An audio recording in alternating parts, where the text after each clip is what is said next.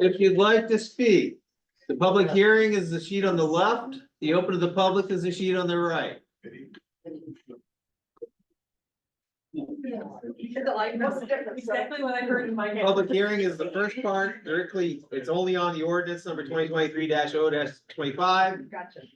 Open to the public is anything else. Gotcha. Thank you. Uh-huh.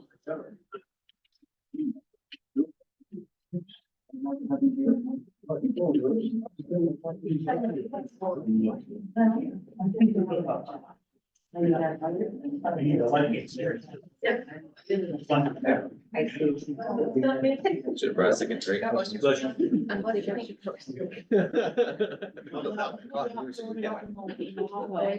ready for dinner. Water.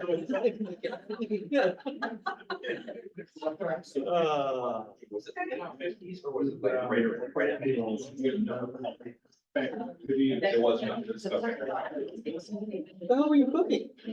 I did a corn dip. I've seen it as a kid, Oh, yeah. but And then I did because we have. Hey, if you want to speak, I gotta sign up. If you want to be, you gotta sign up. Yeah, I'm serious.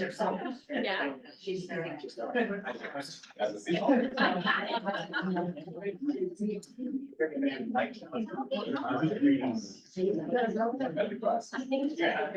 I know.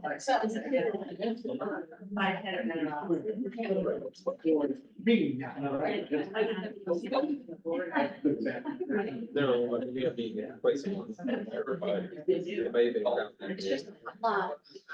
We crowd sometimes and sometimes not. It comes and goes. That's good. With the town, That's take good. people out. It's steady. Whether we have a swearing in or swearing at. It's just- I will write that down for me. We get some of that. We get some of this. We do it all. I saw him all day. I haven't seen him.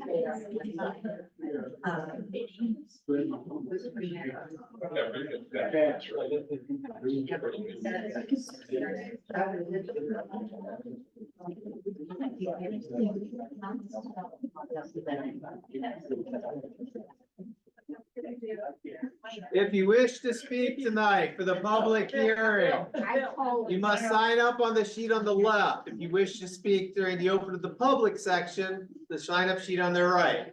Sign a vote. What if you want to speak more than once? Can you sign up 3 or 4 times? No, Okay. Sign up for all. that's right, not tonight. I just figured I'd check. Oh. Yeah. Things got right. Was I you?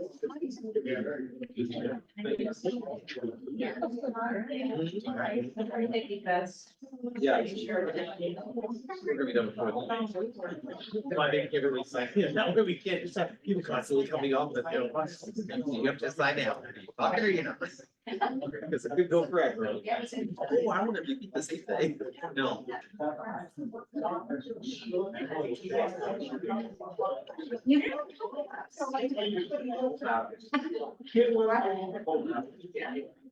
Only way I can keep it. But under control.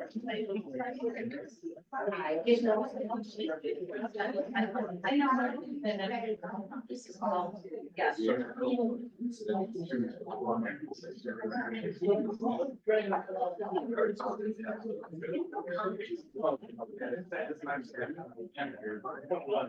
So they usually all the.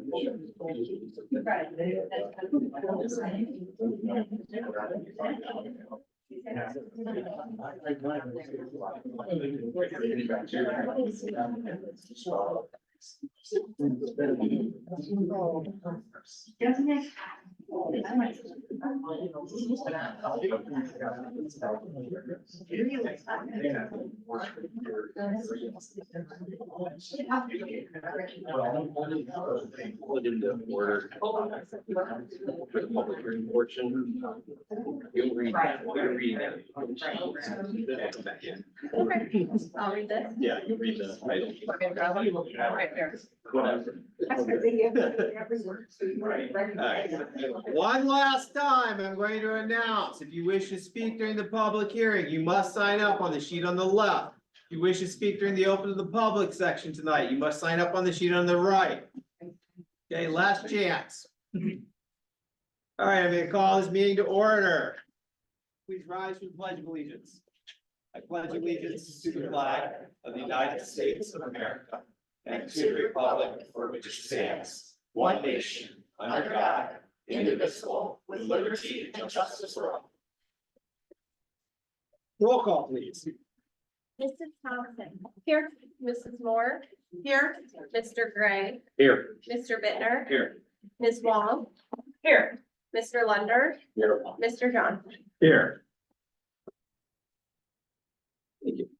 All right, we'll now call to order the public hearing on ordinance number 2023-0-25. Please read it by its title. Ordinance number 2023-0-25. First reading. No. An ordinance rezoning permanent parcel numbers 19A093B 0000150. 19A093B 0000160. 19A093B 0000170. 19A093B 0000180. 19A093B 0000190. 19A09B 00020. 19A093B 0000210.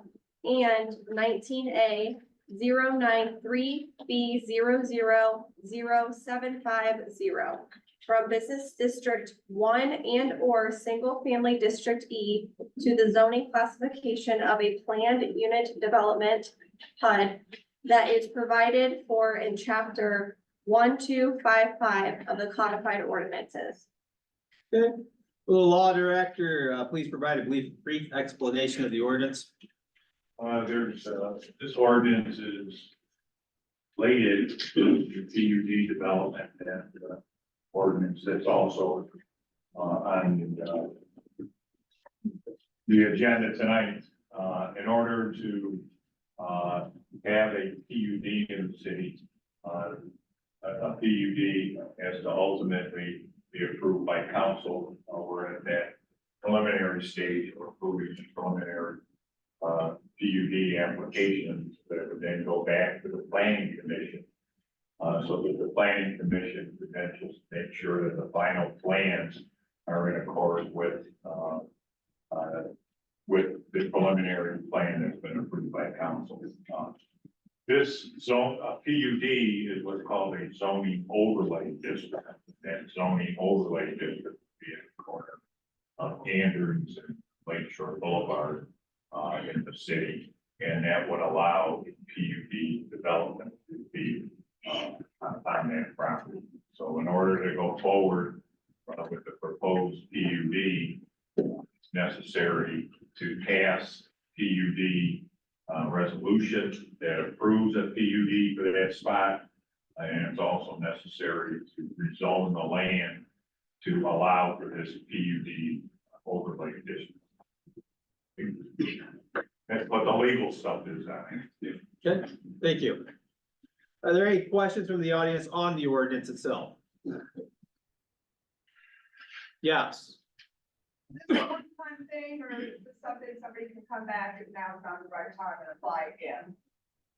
They can come back and apply again if it's on the right time. Thank you. Any other questions? Okay. We will now hear from persons who wish to speak in favor of the ordinance. So if you've signed in and wish to speak in favor of the ordinance, please come to the lectern, state your name and address for the record.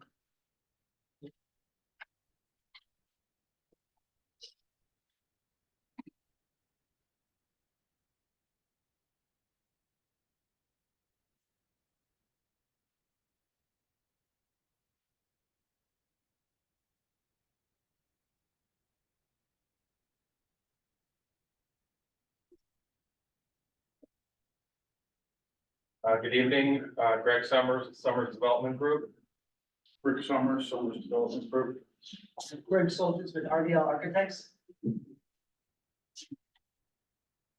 This has been a long and thorough process. We're still here committed to invest $9 million in that corner. We said it from the beginning. I grew up local. It's gonna be a transformational project for the city. It's gonna spur additional development. You know, we've worked in good faith with the public, taken comments, and it's been through many iterations, many revisions. And we feel that we truly worked in good faith to get to a good place. And like I said, it's a substantial investment in the city. We think it's gonna spur great momentum in that corridor and lead to other opportunities in the city. And it's also substantial revenue generated for the city, for tax revenue. We're gonna bring in potentially up to 60 new residents in the city, taxpayers, people that can patronize businesses. So we feel it's gonna be an asset, and I thank the administration and council, planning commission's time, the public's input, and you know, we're excited to see the positive impact that this project is gonna have in the city in its future. Thank you. A few brief comments since we were here last time. We have changed the windows to black windows. That was a request, I believe, of the public and possibly the planning commission. We've made all the other changes, I believe, that people have talked about. As Greg said, this has evolved into this project, and this is basically the final rendition of what we would like to see at the corner of Amherst, Lakeshore, and Park Ave. And with that, I'd like to introduce Greg Soltis from RDL Architects. He's very experienced in urban rehab and is a teacher at Cleveland State planning. He'll tell you more. Good evening. Thanks so much for allowing me to speak. So, I work at RDL Architects in, doing urban planning, architecture, urban design. We really like to tie everything together, and make sure that all the spaces are human scaled and connect. And then I teach city planning, urban design, and also the natural history of Cleveland at Cleveland State. And I've done that for 10 years now. And I've worked on a number of projects similar to this, in a lot of neighborhoods that were looking for, you know, redevelopment opportunities and things to spur growth. And oftentimes people think you need, you know, some big flashy project in order to spur growth, but really, what really spurs growth in the long run is stabilizing residential development and making sure that you have a healthy, socioeconomically diverse housing stock that speaks to people in all stages of life.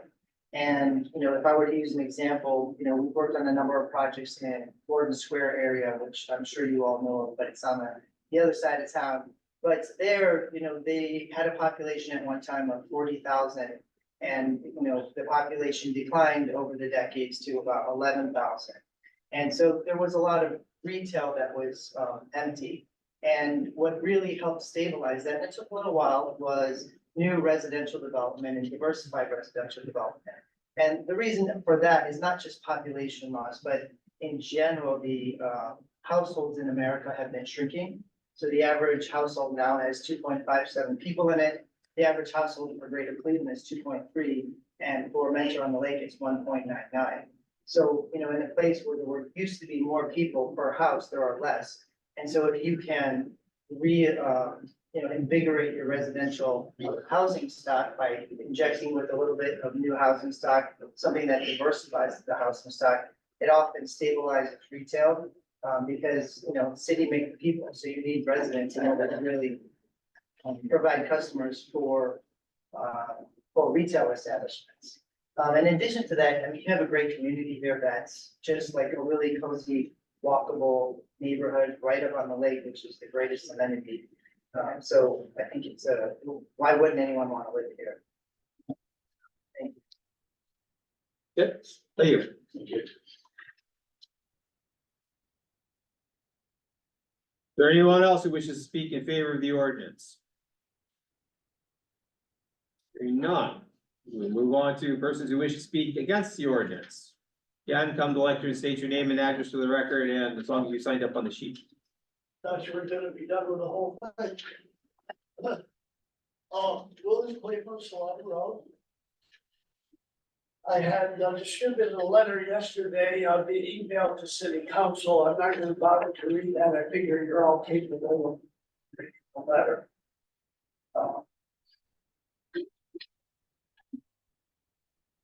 Just a few thoughts to summarize where we've been for the last 2 years. Not that long ago, the city council, many of the members sitting here now and the mayor spent quite a bit of time and effort thinking about the future of the city and rezoning some of the areas. I don't know exactly what was in their mind at that time, but it would appear that some of it was to think about something to make the city a better place. How exactly you do that, I'm not sure. But I think some effort went in at that time, and certainly more high density housing was not part of what was being thought of. You people on the council and the mayor would know better what you had in mind at that time when you put the new zoning in place, which of course affects the proposed Cranes Landing site. What we're really talking about here is, we're calling it a PUD, but as Mr. Bittner pointed out a long time ago, it's really just a request to rezone a particular parcel for a particular builder. And we don't know if it fits into the city plan or not. The mayor has taken steps to move forward with the plan. Thank you very much for that, Mr. Mayor. Sincerely. My thought is that since we don't really have a plan, it makes it difficult to decide what is best to do now. Because we didn't have a plan and the proper protection in place, we now have a Dollar General in the middle of Main Street MOL.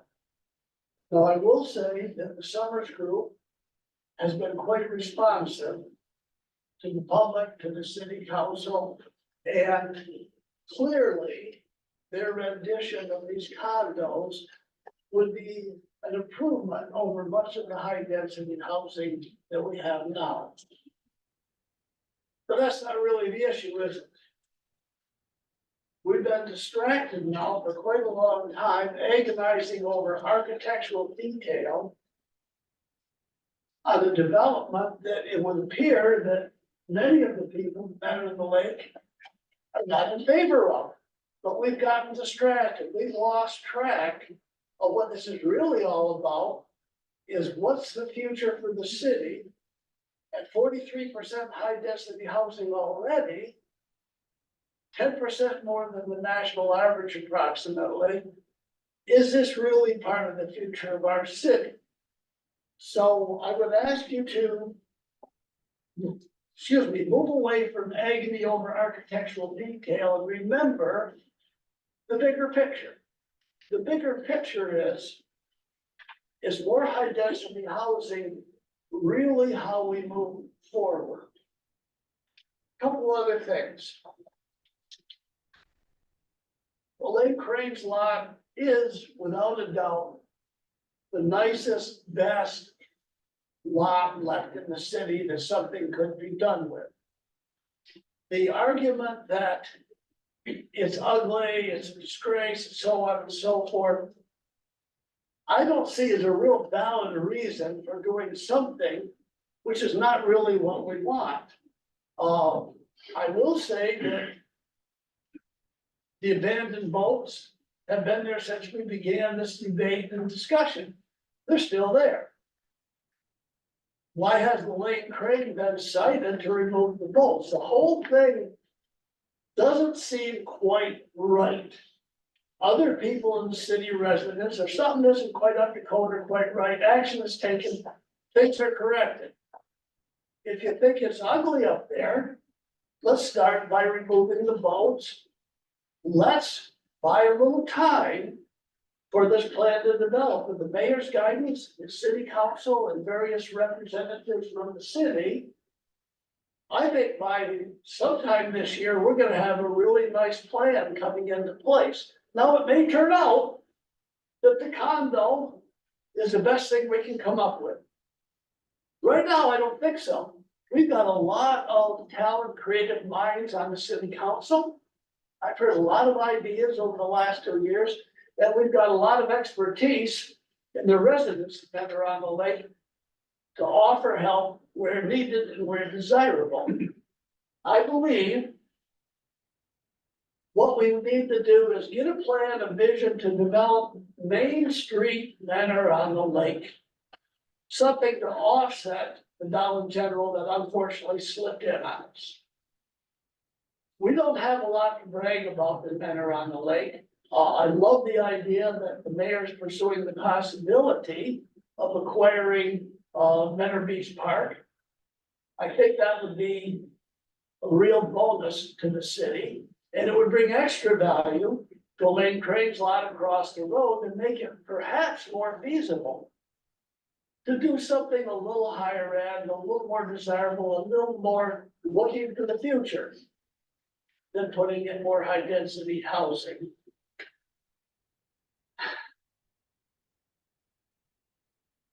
Your 5 minutes is up. And I'm done. Thank you for the time. You're welcome. Next. Good evening, everyone. For those of you who may have forgotten again, my name's Paul Morris. I live at 7592 Pinehurst, and I spent 8 years up there with you. And I do want to commend the Summers Group for at least listening to the people and making the changes they made. However, I am concerned about the development of that corner. I don't think residential is the best interest of this city to make that just any kind of residential, at least not along main thoroughfares.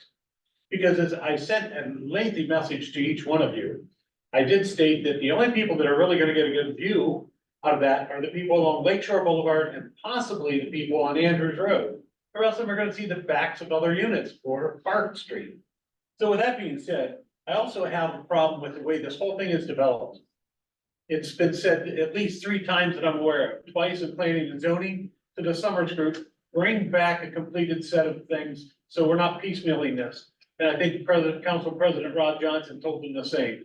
So what you got was a pretty notebook that had to be amended at the last minute, just before council meeting, when this was discussed.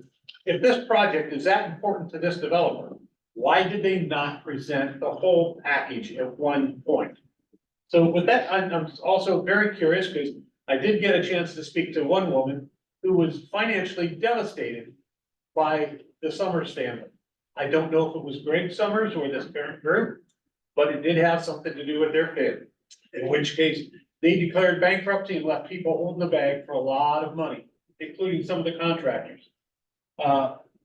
And that's something else that I'm curious about, because I know at one point, they were asked if they're financially sound enough to do this project. And instead of answering the question, they sidestepped that question. As a matter of fact, Mr. Greg Summers got actually quite irate at that question. To me, that was a valid question. A lot of things, and I could stand here and repeat just about what Mr. Cleveland just said. Some of the comments were, I'm tired of looking at the boats and that dilapidated property. Well, I agree with him. Why hasn't the city gone after Elaine Crane to clean that property up? If those boats were on my property or any one of yours, I can guarantee you, you would be made to clean it up. So let's have Elaine Crane clean up that property. The other point I made in the message to you folks was I have seen places where they've built commercial property and torn it down because it wasn't successful and residential was put in its place. But once you build a residential structure, it's not likely to get torn down in favor of commercial. So if something were to change, like if this comprehensive plan, which I'm glad the city's moving forward with, comes through and says, you know, that should be some kind of business entity down there, not residential. We're stuck. You're stuck. The whole city is stuck. But if it says, nah, we want that should be a commercial entity of some sort. Take advantage of the fact that we're mentor on the lake. At one point, back in the, I want to say back in the 30s to 50s, Mentor Lake was an actual destination location, which Mayor Eva has referred to our city as. He'd like to see that back again. So would I. At one point, there was a dance hall down by where the water company is. And did you folks know that at that time, they attracted the biggest bands of the time? Bill Haley and his Comet played down there when they were in the height of their career, playing Rock Around the Clock. I understand from what I heard from people that were there, the kids were hanging out of the windows, trying to listen to them. Wouldn't it be nice if Mentor Lake was known as a nice resort town with some nice restaurants in it? That would be super, wouldn't it? To be able to say, we are Mentor on the lake. Okay, so some of the other things I brought up is the fact that if you do this and let this thing go through as condominiums, what's gonna happen if they don't sell? There's no guarantee they're gonna sell. Are you gonna turn around? Is council going to permit them to rent them like they did Windsor Place? That started out as condos. They couldn't sell them. So they came back to council and asked, can we turn them into apartments, which they did. And we have a lot of apartments. Somebody shared with me a link to a census analogy of our city. We're still at 40% rentals. That's still way too high.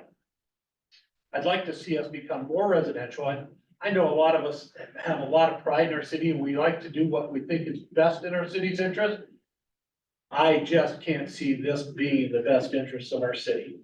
The other thing, one more point I'm gonna make, is every time the city goes after taxes, I hear the statement of, we're just a bedroom community. There's no other way to get money to support our forces and our safety forces and services. So with that being said, well, we're gonna stay that way if all you wanna do is build homes in the city. Encourage businesses. I am looking for restaurants to put down here. I almost have one convinced to take a strong, hard look at Mentor Lake again. Because I think Mentor Lake could use a great family restaurant. Thank you very much. Thank you. Next. Scott Wilhelm, 7573 Salida. Thank you again for the council for giving us the opportunity to speak this evening. I would commend the Summers Group for what they have done in terms of listening to the public. I think they have made many changes. But again, I think as was brought up by Mr. Cleveland, I think the point of this is what do we actually want to see happen for our city? We have bids out currently looking at a master plan, which are due into this office in this body by March 1st, 2024. So we're looking at something that is just a few weeks away. I think without giving consideration to a really hard look at a master plan, which addresses the entire future of our city versus voting on a plan tonight that could potentially change the face of what we have to offer to any future developers in business and or residential and or mixed use, I think would go out the window if we vote for this tonight. I would ask that council delay or turn down the PUD tonight. There was a question that came from the audience to Mr. Johnson of whether or not the PUD could be voted on again in the future. I think that's a perfectly reasonable thing, that if we get the master plan, we look at everything, and we look at all of our options, and we potentially look at other developers that may offer different concepts. Maybe the Summers Group and Cranes Landing is still the appropriate thing and the best option for our city. Then again, maybe it isn't. We find some other opportunities. So I think timing of this is absolutely critical. Can't turn the hands back once something has been done. If we voted for this, a PUD is passed, and the project moves forward, we lose an opportunity to look forward for the future of this city. So that would be my recommendation, to ask the public to council to not vote yes on the PUD tonight, so we have more time to work on this. I would also speak on behalf of our neighbors, Warren and Sheila Black, who are at 7563 Salida Road. They were not able to attend this evening, and they specifically asked that I interject to council on their behalf that they are against the concept of the PUD as another member of Ward 1 of the city of Mentor Lake. Thank you. Next.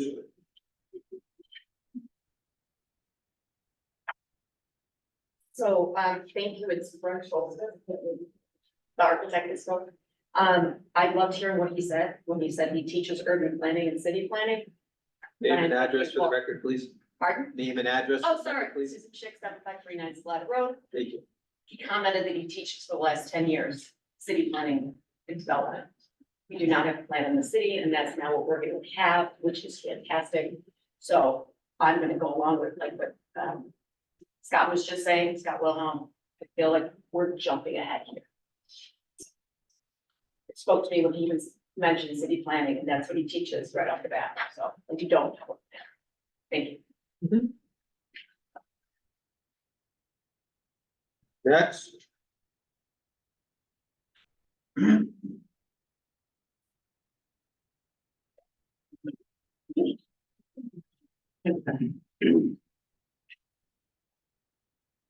Good evening, thank you. Jeff Schick, 7533 Salida. The council meeting right after the November election and the council meeting beginning in January. I said everything changed after the election.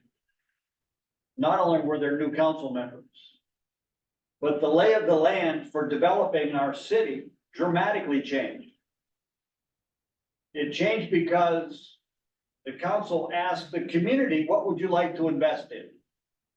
Would you like to invest in our lake? And they said, yes.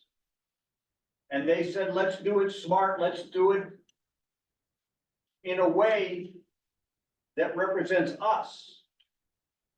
Now, since that time, we've met with the Ohio Department of Natural Resources and the mayor, we've met with members of council. We've seen every property up and down the lakefront. In between that meeting and now, we know that the city administration and members of council are already talking with the city of Mentor about the purchase of Mentor Beach Park, exactly opposite from where we want to have some investment. And we hear tonight options for yay or nay and delay. And we've heard many people talk about a comprehensive plan or a master plan. And the city council and the mayor's office and a number of professionals outside of this city have brought forward the idea that we can bring really good practice into study and validate what we want to do there. When you voted on the PUD in October last year, I was opposed to that concept then. Because I didn't think it was smart to take commercial land out of play yet. I'm really glad that we moved along. I'm really glad that we made a decision to make investments in the waterfront. And so I'm still opposed to the idea of a PUD overlay on that property yet. We don't know enough about the possibilities of what we can do with Lakeshore and Andrews. What we can do with Park and up next to the bar, I'm not gonna debate those parts, but these parcels that have a potential for commercial value, if we buy the Mentor Beach Park, changes dramatically. And I'm not skilled enough to know. I think we need experts to come in and help us. And so I don't know that there's any harm in a pause. In fact, I think there's great value in energizing our brains across the whole network of our city, our businesses, and our county. To give it one more look and see if taking good commercial land out of play and make it permanently residential is long-term beneficial for the city on two major streets. Thank you. Thank you. Anybody else? Last call.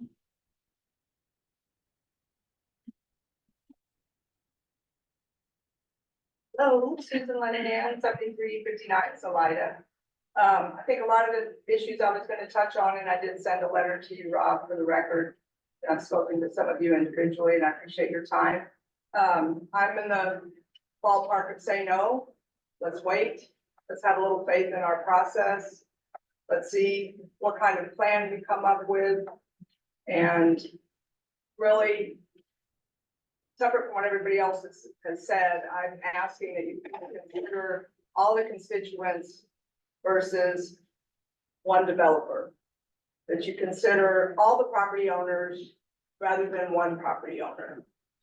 And think about the fact that all of us on social media and that the polls have spoken about how we've been dissatisfied with how things have progressed. Dollar General was not something anybody wanted. If you've read any of the comments once it opened, you will see it's overwhelmingly against that project. that project has been opened with flaws that we now have to expend resources to go undo. So that should be noted. We have a developer who has a history of poor planning and poor presentations to planning and zoning. How's the project gonna be developed? Is that how you wanna spend your time, is undoing mishaps there? And then saying, oh, shoot, we should not have done this, we're sorry. Let's just slow it down, think it through. Recognize that the community has spoken and they feel like they have not been heard, which is part of what happened at the polls. And part of what you're seeing on social media. So I know that there's a mindset that it's just Salida because we are the fortunate ones who have time to come. That gets really old for us. It's really not fair. And I know some of you have looked about trying to engage more with your constituents within your ward, which I think is great, and I appreciate that. But there's a lot of people out there who have thoughts and feelings on it. They just don't have the time, or maybe they don't have the faith that they'll be heard. So I hope you guys will recognize that majority of the property owners, the majority of the taxpayers, the majority of the voters are against this. Let's just pause, think it through, get the plan, and go from there. Thank you. Thank you. Anybody else? Last call. All right, we'll now move on to, do any members of council wish to comment on the ordinance? I think this is a good opportunity for every member of council to speak on how they wish to vote and why they support or don't support the ordinance. Who would like to start? Anybody? I'll start. Mr. President, can I stop here for a second, if I may? You just did. You can certainly go forward with this, but I think it might be more appropriate to wait till you get to the resolution for the PUD. To hear, because there may be other comments at that point in time that may or may not affect, your vote on it. And, then, I mean, you can talk about, the public hearing generally is for is for the residents to come and express what they want to say in terms of trying to affect your decision, obviously, day to day. But we also have that open part of the meeting, which is before the consideration. And there may be other people who are just waiting for that time to get up. So, once you get to that part, if somebody makes a motion to say whatever, to approve it, or, and there's a second, then I think that would be a fair time for council people to talk about it. Or you could do it right after the public session. You control the meeting, okay? But I just wanted to give the residents a full chance to be able to comment before people may lock themselves into a position right now. Okay, that's all. Fair enough. Okay, then we will close this public hearing at 7:33 PM. We'll move on to approval of the minutes from the regular meeting of January 23rd, 2024. I believe Ms. Wong had a few corrections. I forwarded you those corrections by Yes. email this afternoon. Yes. Under the open to public section, Scott Wilhelm's name was misspelled. We have a correction there. There's an addition to those. Mr. Lyons responded by pointing out that home rule via our current charter grants the mayor authority to solicit contracts for the city without an open bid process, but acknowledged that the change to require such a process to come about via the charter review currently ongoing. And the last two were under old business, council rules as amended. January 9th, 2024 have been adopted and signed by all, originally said none. And then under the economic transfer agreement, the motion was made by Ms. Wong to grant Trex transfer of this liquor license to Joe Schillero to operate in the city. Is there a second to amend to those? Motion to amend. Okay. Roll call on the amendment. Mrs. Thompson. Aye. Mrs. Moore. Aye. Mr. Gray. Aye. Mr. Bittner. Aye. Ms. Wong. Aye. Mr. Lunder. Aye. Mr. Johnson. Aye. Is there a motion to approve the amended agenda, or the amended, minutes? A motion to approve the minutes as amended. Second. Motion made by Mrs. Moore, seconded by Ms. Wong. Roll call, please. Mrs. Thompson. Aye. Mrs. Moore. Aye. Mr. Gray. Aye. Mr. Bittner, Aye. Ms. Wong. Aye. Mr. Lunder. Aye. Mr. Johnson. Aye. All right. Correspondence. Who would like to start? Anybody have correspondence tonight? Yeah, I'll get to mine. I just wanted to see if anybody had any other correspondence that they would cover. Okay, so I have two pieces of correspondence. One was from, Mr. Paul Morris. I am not gonna read it in its entirety because he's already come up and spoken on this, but we will submit it into the record. The second one was from a Ms. Stacy Ryan. I'll read it into the record, why not? Dear council, since she's not here to speak on this, dear council members, I am writing this email as a concerned citizen in regard to Crane's Landing. I am highly against the area being rezoned to residential, especially with Ryan and Greg Summers involved. Ryan Summers has a history with multiple developments in Lake County, Prescott Mills, Gabriel Edge LLC, Areas Way, Easton Creek, and Nautical Ridge, to name a few. He sets up these companies LLCs and has bankrupted them all. If you look at Lake County Clerk of Courts, there are numerous suits filed against him linked below. See articles from News Herald regarding Aria's Way linked below. I was personally a purchaser of one of the units in Gabriel's Edge that he was selling with his brother Greg Summers. Check complaints made, State of Ohio Division of Real Estate against Greg Summers. Ryan Summers was involved with day-to-day construction and was not just the developer at Gabriel's Edge, Prescott Mills LLC. He cannot blame this on the contractor or business partners, as he was the general contractor, developer, builder, owner, and unethically the realtor. He hired numerous subcontractors and vendors and never paid them.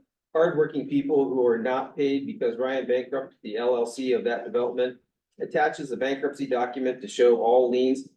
Can also be seen on the Lake County Auditor's website. At one point, we were advised that the Lake County prosecutor had taken a case against Ryan Summers because of various issues at Gabriel's Edge and Areas Way, and that maybe the prosecutor could help us. The prosecutor's name is Josh Korak, phone number 440-350-2683. This was before Ryan LLC for Gabriel's Edge declared bankruptcy, and we had to stop our lawsuit, and I am not sure what our attorney found at that time. Here is an email from a real estate agent describing what they heard about Ryan Summers and some of the concerns we had at the time. We were involved in one of Ryan's failed developments at Gabriel's Edge and some concerns that will most likely happen at Crane's Landing. There is no way history will not repeat itself with these bad business practices. A real estate agent gave us an example of what happened to one of Ryan's companies that went under, called River Oaks. They were called the builder for the development, Nautical Ridge and Fairport Harbor. I had a client. They got into a lot of problems reselling the unit with Greg Summers, who sold him the unit for $250,000. The development then got foreclosed on and the bank bought all the units for a lot less. And the exact unit next door, same features and everything, was listed for $149,000 from the new builder. And my client's place sold for $138,000 and he was foreclosed on for the rest. This is the type of situation that a realtor from Keller Williams advised that a client of his, who is a builder, does when developments are foreclosed on or about to be. The builder buys the land from the bank and then builds units and sells them for significantly cheaper. Could this happen to Crane's Landing? Resale value, especially if the development goes bankrupt and there's no buyer in the future, will purchasers never get their investment back? They will not be able to resell, especially in a half-developed development. If a new builder comes in, would they buy each condo at a fraction of the original sale price and will most likely resell or build the units at for a reduced price, thus lowering the value of all other units? No crystal ball to see if this is the case, but in the realtor's years of experience, this is often the case. This has already happened to all of Ryan Summers LLCs in Lake County. These were two huge concerns, specifically with Gabriel's Edge, that could possibly happen with Crane's Landing. What happens to the association if Ryan's LLC bankrupt? Would there even an association, and what would everyone have to be responsible for? Or would it be their own individual property at that point? Main concern with Gabriel's Edge was a storm sewer tie-in. Who pays for if LLC goes bankrupt? That could potentially cost a lot of money for the storm sewer, future grading, etc. Will the buyer have an extra tax burden At Gabriel's Edge, there was no common area or parking, and the association, I guess, if agreed upon, then would have to pay for. Numerous liens were on all units from all the subcontractors as proof of Gabriel's Edge LLC, the subcontractors, vendors are not getting paid. Please see this article from the News Herald as well as of the units of the suits and judgments liens filed in Lake County Clerk of Court and the liens filed against Gabriel's Edge LLC on the Lake County Recorder site.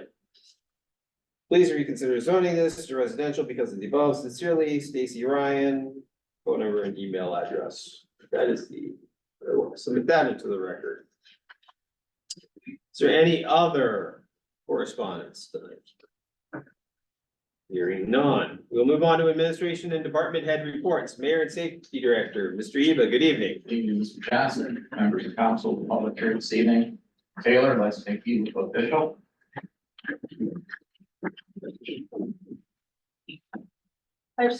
Go on down there. You're the show now. Raise your right hand and repeat after me. I, Taylor Connor, I, Taylor Connor, solemnly swear solemnly swear that I will support the Constitution that I will support the Constitution of the United States of the United States and of the state of Ohio, and of the state of that I Ohio, will in all respects that I will in all respects observe the provisions observe the of the provisions charter of the charter and ordinances and ordinances of the city of Mentor Lake, of the city of Benner on the Lake, and will faithfully discharge my duties and will faithfully discharge my duties as the clerk of council as the clerk of council for the city of Mentor. for the city of Benner on the Lake. Congratulations.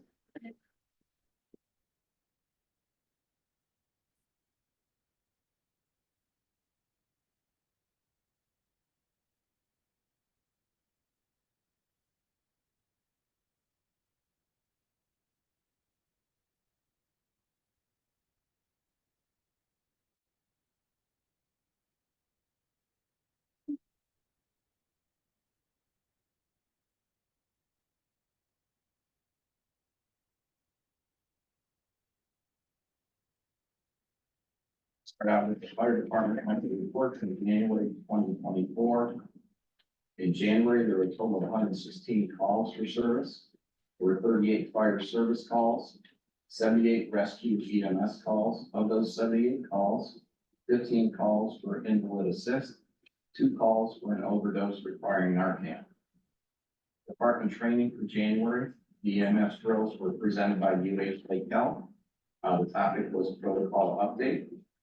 Department shift drills for the month of December, EMS, CPR renewal, fire, personal protective equipment, hands-on job performance requirements, personal protective equipment and self-contained breathing apparatus, SCBA.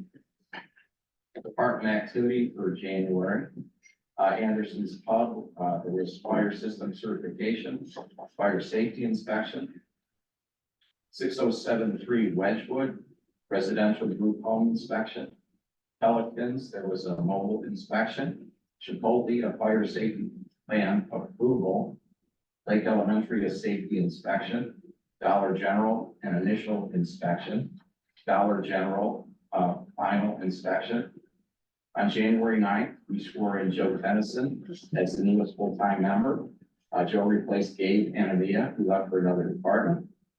On January 23rd, both Chief Forsythe and Chief Pachasko and I were at the Mentor Schools State of the Schools address.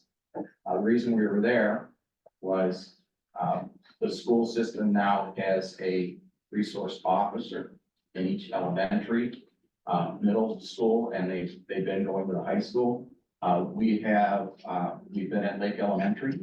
Our officers, off-duty officers, probably 3 days a week now. 4 hours a day. They're staggering their schedule there. And the school system is very happy with what they have as far as resource officers. The 2023 fiscal year assistance to firefighters grant application period opened on January 29th, 2024. We prepared in advance and were able to submit our completed application on January 30th, 2024. We are seeking funding to replace our 31-year-old aerial truck. Fire department personnel celebrating a service anniversary in January. Firefighter Heimberger, 30 years. and Lieutenant Brown, 29 years. Also received on February 3rd, which I get every year from the Chief of Police, is a use of force analysis. And what this does is summarizes the use of force incidents that occur, in this case, 2023. Each member of council or the public would like a copy of this, I'd be more than happy to give you one. The review of 2023, there were 7 incidents that there was use of force, which is down from 11 from 2022 and 14 in 2021. We had less use of force in 2023.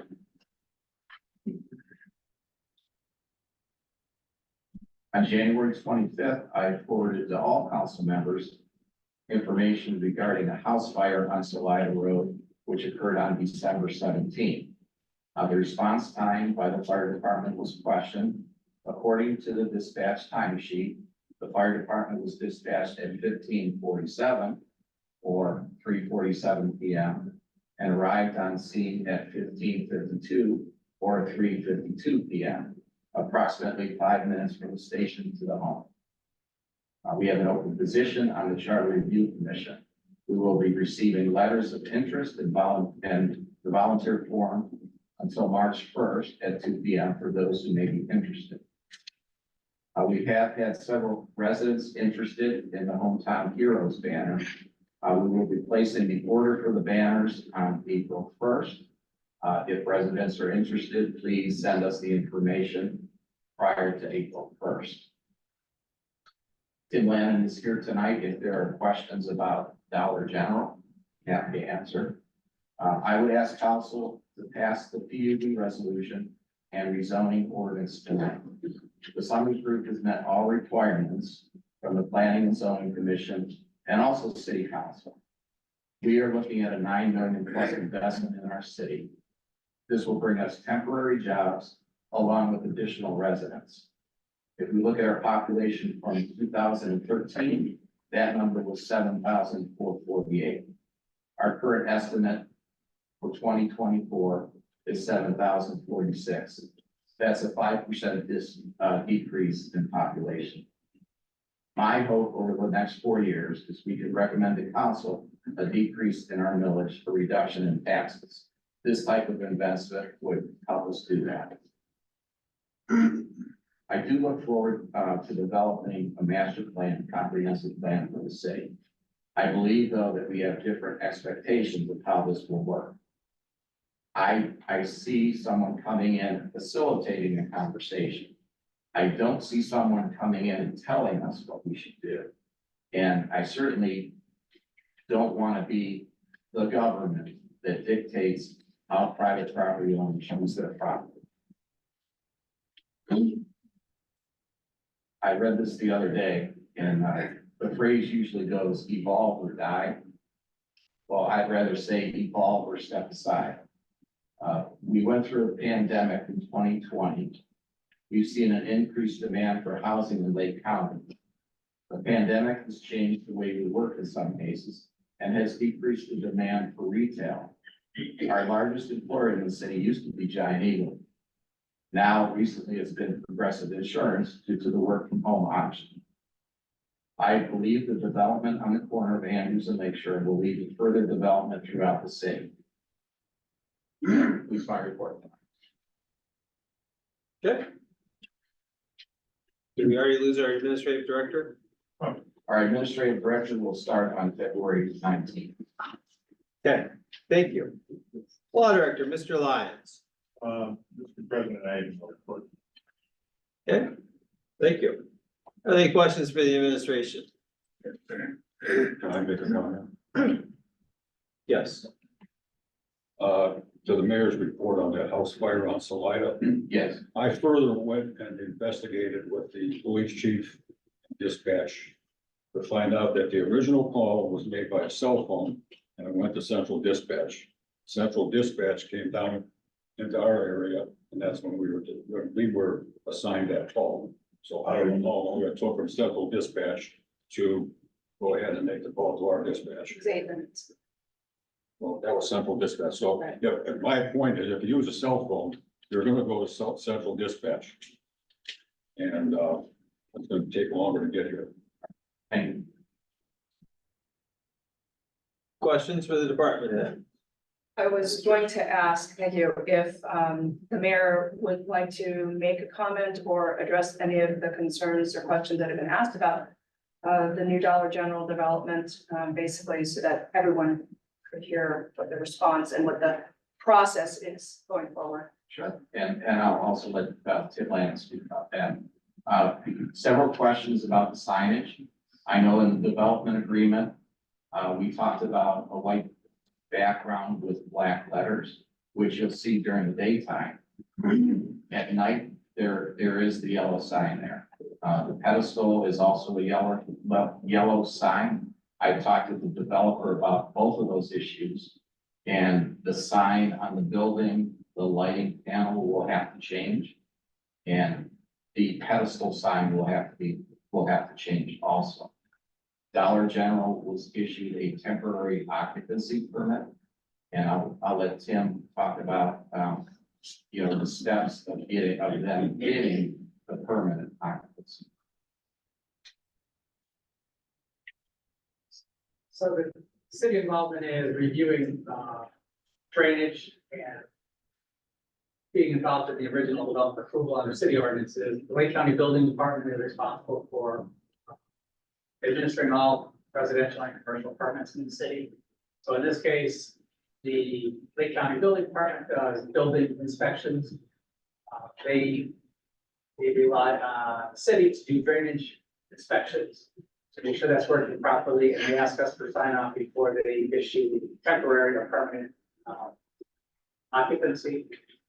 They have the Lake County Soil Water Conservation District review sediment control, so that's ultimately planting grass, but in the short term is putting up silt fence and things like that. So they are typically doing monthly inspections. During the winter, there's not much the contractor can do, but it is inspected regularly or on call. So in this case, we did sign off on drainage improvements because the improvements are in. They have a retention basin behind the building that is built basically to specification of course they could get in January. I think it was January 31st, we sent the notice to the Lake County Building Department. That we were on board with temporary occupancy as part of the drainage improvements. That comes with a timeline that I don't know what they granted. With a temporary or permanent occupancy permit, that could be pulled at any time based on nuisance to the community, et cetera. But we expect in the springtime, final surface course of asphalt, the grass will be planted, fine grading will take place, and the retention basin will be dressed up to operate as it was originally designed. May I address a follow-up? I know a specific concern was that they actually had opened for business before the final building construction was complete, the windows weren't completed. And also the concrete aprons were rough, and it was a safety concern. But I guess my understanding is that we don't have anything specific in our ordinances that, or code that requires those issues to be completed before that temporary occupancy permit allows open for business. I don't know if you have any That's a good comment or question. insight. And that was in our notes that their development plan calls for 2 aprons. One was the existing apron, I think that's the church. Right. They may have had more than one, I don't remember. So they have 1 new apron on the north. They left the existing apron, which is not being final. That will be ultimately replaced. But that question came up and they said they're still using it as construction access. There's an asphalt parking lot behind the building that we asked them, we required them to remove because it serves no purpose on a vacant lot. So that will have, it's used as a construction laydown pad, so it kind of made sense that that would stay. And the same thing with that apron, I'll call it temporary, but there's, there'll be trucks coming in and out, they might keep using that, the old apron, so that's the reason. But All right, thank you. Any other questions? I have one. What was your name? Tim Lannon, Tim what? Lannon, Lannon. Thank you. That was the toughest question. All right, we will move on to board committee commission reports. Parks and Recreation. The Parks and Recreation Board met on January twenty-fifth at 6:30 PM. In attendance were board members Moon, Pachatko, Kozlowski, Stefanski, and myself.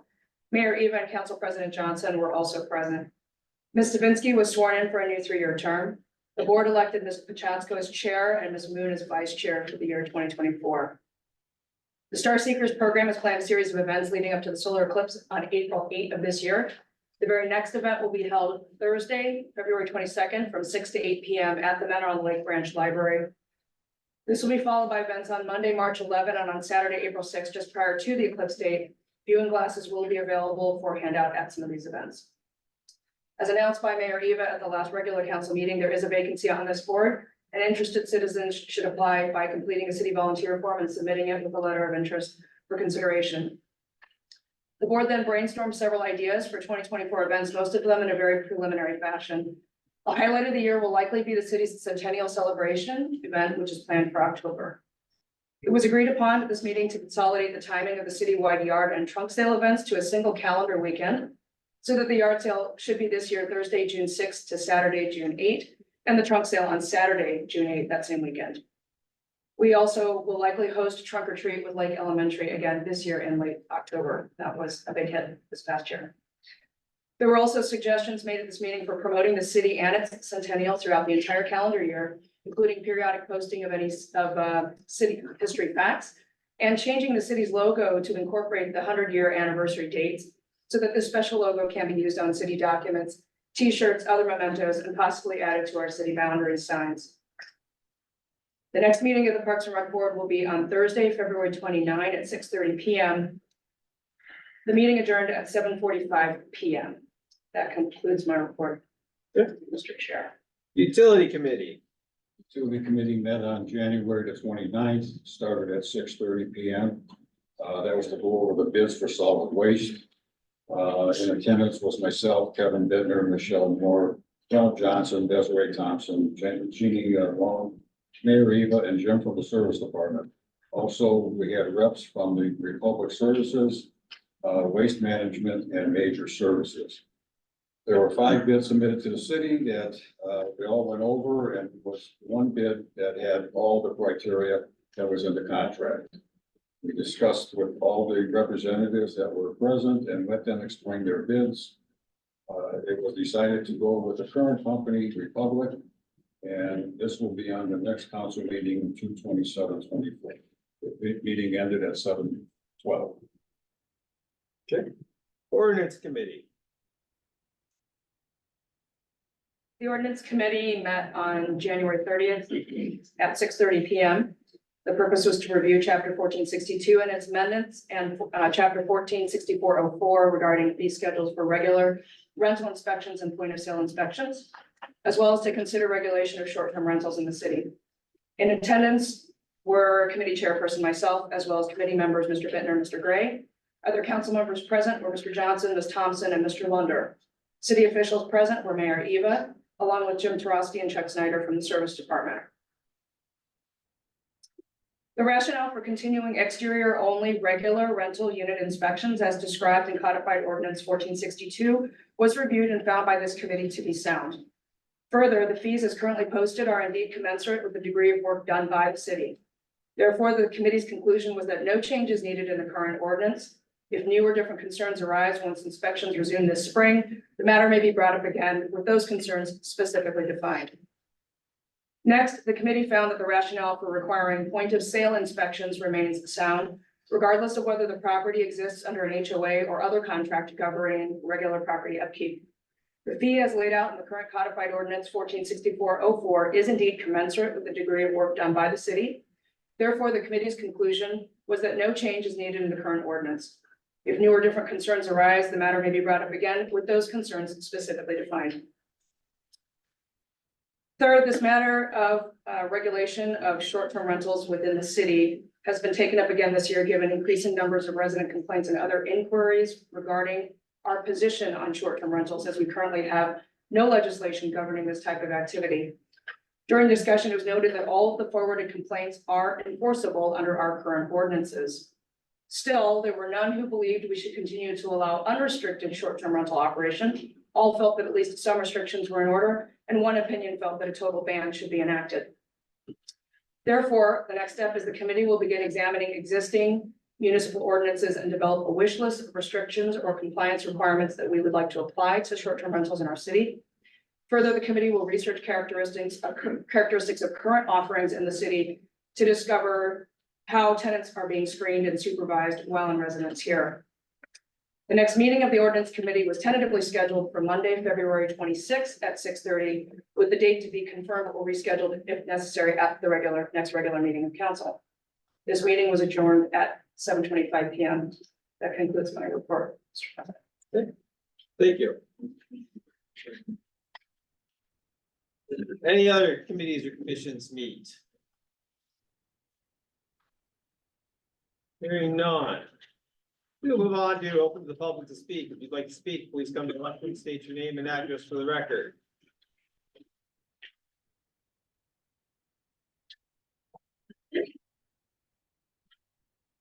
Don't normally do this, but I have, you bought the personal attack that was delivered earlier in your letter and by somebody else in the audience. First of all, I've been into this business 45 years. Brian Summers is not involved in this project. Granted, he had some problems with another developer that had a drug issue and went bankrupt and is now dead. Personally, I've done over $300 million worth of development. You look at any site in Lake Geauga or Lorraine County where we work, you will not find a lawsuit for anybody that sued us for failure to deliver, failure to pay our bills. We've been at plaintiff suits against a gas company, but very few for the amount of business we've done. And the personal attack was way out of line. It has nothing to do with us. Myself, I'm the sole owner of the company that will be developing this. Furthermore, as far as completing the project, we have the wherewithal to get it done. We wouldn't be here, we wouldn't waste our time. And I will have to check with law director later, but I believe these improvements will be bonded and the plat won't be filed and we can't sell the lots till all the storm improvements are done, completed and accepted by your engineer in Lake County Soil and Water. Thank you. Thank you. Since he mentioned that, can I comment on that? Sure. Because I'm familiar with developments that are in phase, actually have phase development. The way I correct. Phase condominium developments, there have been a number in Lake County. And I don't have any idea about this summer, you know, they have not been completed and there have been problems. It's a part of the development agreement, right, to protect against that. Some of the language that put in that I thought important was that the developer agrees to install all infrastructure, utilities and roadways as part of the first phase. Right. Right, so that's gonna be all in, and then they are gonna build the first building, if I understand it, at that point in time. And if for some reason, correct me if I'm wrong, if for some reason his project goes south, you're gonna have one building, however many units, it's in the first, and I think that's gonna be on Andrews, is what it's gonna be, Andrews. Is that the plan? Is it Andrews or Lake Shore? To be determined, but more than likely it'll be on Andrews. Okay, but right on, and it's gonna be right up against Andrews, that's on Andrews, right? And then if for some reason their development goes south, which is what they're concerned with, then whoever would buy it, okay, would be subject to all of the same restrictions. It would be subject to this development. But they would have all of the infrastructure in it, and then they would just have to go ahead and build buildings that look like whatever is approved ultimately by God. Would you agree with what I just said? The development agreement, if I may, Mr. Lyons, runs with the property. Right. Whoever owns that property is subject to this development agreement. If somebody wanted to change something or come back and ask for rentals, you don't have to grant that. They could ask, but you don't have to grant it. And we feel very confident that these units will sell and that there won't be financial problems. And we have a good track record, and I normally wouldn't get up and have been personally attacked before, but this was way out of line. Somebody doesn't know what they're talking about. I'm not Ryan Summers, he knows myself. Thank you. Anyone else? One more time. Excuse me. Paul Morris, Mentor League, 7592 Pinehurst. The thing I want to discuss now is this legislation in front of you concerning CT consultants. I know at the last meeting you discussed about what other potentials were there. Personally, as after spending 8 years on council, I would like to see the council look at all alternatives. No disrespect to Mr. Landon or Mr. Sales prior to him. But we did have a project in the city that I think CT fell behind on. And that was the storm sewer on Lake Street. It's my understanding that our service department had to go back and fix a lot of problems that Woodford Construction left behind in that project. That cost us time and money. So at least look at alternatives, see if, make sure we're getting the best bang for the buck. Second of all, as concerning the PUD, I'm gonna give you a piece of advice that our council president gave us some time ago. Just channel your inner Nancy Reagan. Please say no. Thank you. Anyone else?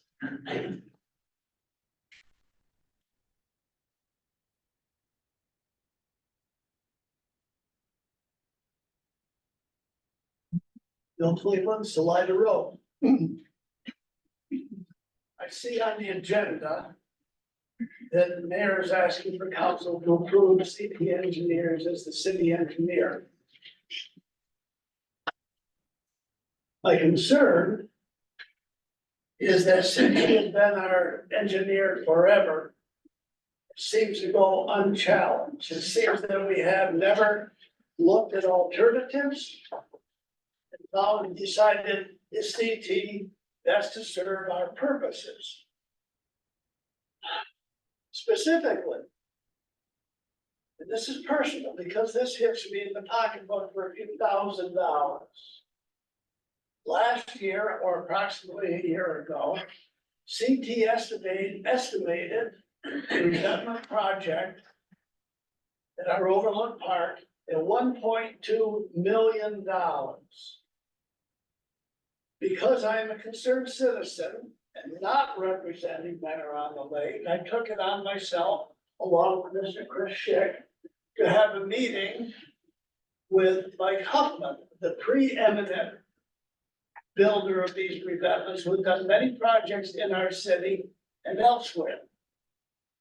He estimated the project to be between $625,000 and $675,000, including lake access, approximately half of CT's estimate. Mr. Landon, at a previous meeting many months ago, when I asked him, what was CT going to charge? And he said, well, we're just gonna get $150,000.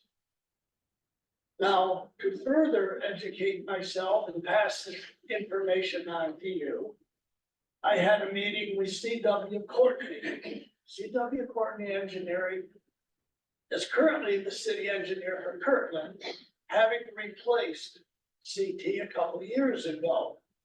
Without telling them Huffman's estimate or anything about CT, I described the project to them. They're familiar. They've actually worked in our park before. They're familiar with it.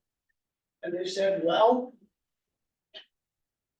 and I met in the boardroom with the two elder CT sons and the dad.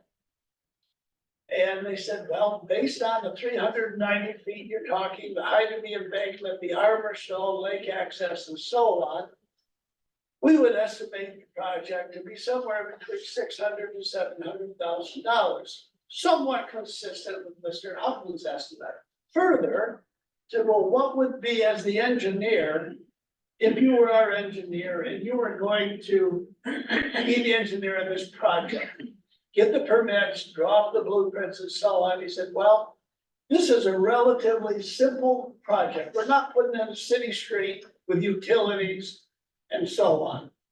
Said, this is a cut and dried project, happens all the time. And one of the Courtney boys is as an expert, this is what he does. They are currently putting in 2,000 feet of revetment at the nuclear power plant out in Perry. They do this stuff day in and day out. He said, for a simple project like this, to supervise, pull the permits, get the engineering drawings, we're looking at $35,000 to $40,000. Oh, and I thank them very much, and that was the end of the meeting, but because of this huge differential, once you commit at 1.2 million and CT applies their percentage, you come up with a huge number way beyond what the cost should be for such a simple project. Had the project been estimated by CT as say $700,000, then their commission would of course been roughly half of what it is now, but by inflating the cost of that project artificially, this hugely inflates the piece of money that goes to CT based on their contract. Because of that, whether or not you approve CT today, I think moving forward, it would just be good business for us to do what Kirtland did 2 years ago. And they immediately, when they went out for proposals, had 5 engineering companies submit proposals. CT was one of them. Getting engineering companies to look at Meadow on the Lake and possibly offer us better service, possibly better pricing than what we have, I believe is something that we should encourage the mayor to look into. Thank you. Thank you. Anybody else?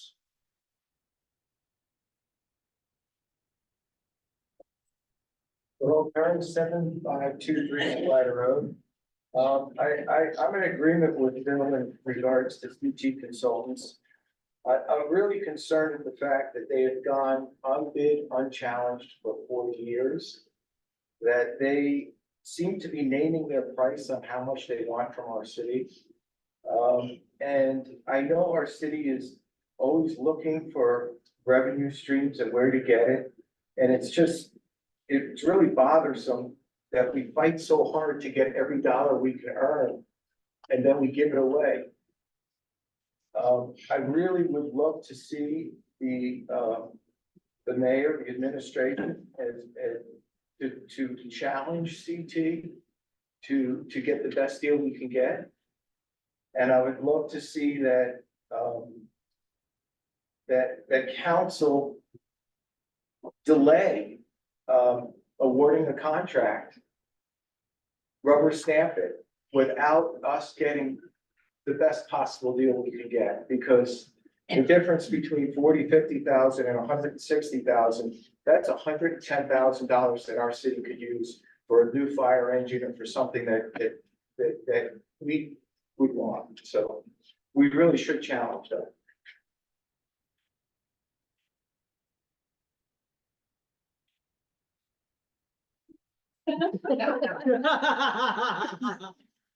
Well, I'm 7573 Salida. A lot of heavy conversations tonight, lots of important things that need to happen and be discussed for our city. Just I think a fun piece of legislation I see on tonight is resolution 2024 R06, authorizing Roar by the Shore to be held here at City Hall parking lot. I had the fortune to attend that event last year. I thought it was spectacular. There were 400 cars. It was a beautiful day. There was great music, lots of fun. It was a spectacular event here, and I think holding it on our city property was appropriate and really got the name of our city out there. And in the 100-year anniversary of our city, I think we could, tout that and really beef that up at the Roar by the Shore event. So I would ask council to please say yes and vote for that. Thank you. Anybody else? You gonna try again? Third time's the charm?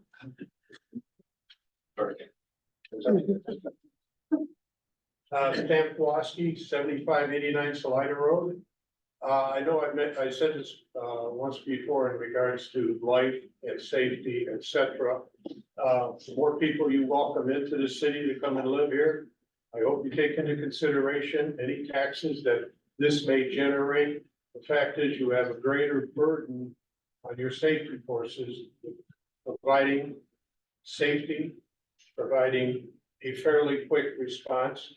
Mr. Lunder is correct. Cell phones, one of the problems with cell phones, actually one of the good things with cell phones, is the fact that the calls do go And in this case, I think it's, Lake County Sheriff's Department. Central dispatch up on Garfield Road. Yeah, it's by the Sheriff's Department, correct? No, it's up on the. No, it's run by the sheriff. Well, it's run by the sheriff's Yeah. department, but it's up by the mall. Right, it goes in there and they identify the community of need to pass it on and whatnot. And a possibility, they might have been out on a call and that mutual aid came into it. I didn't read the whole report. But it just proves another point. More people in the city, more need for safety forces, both police and fire.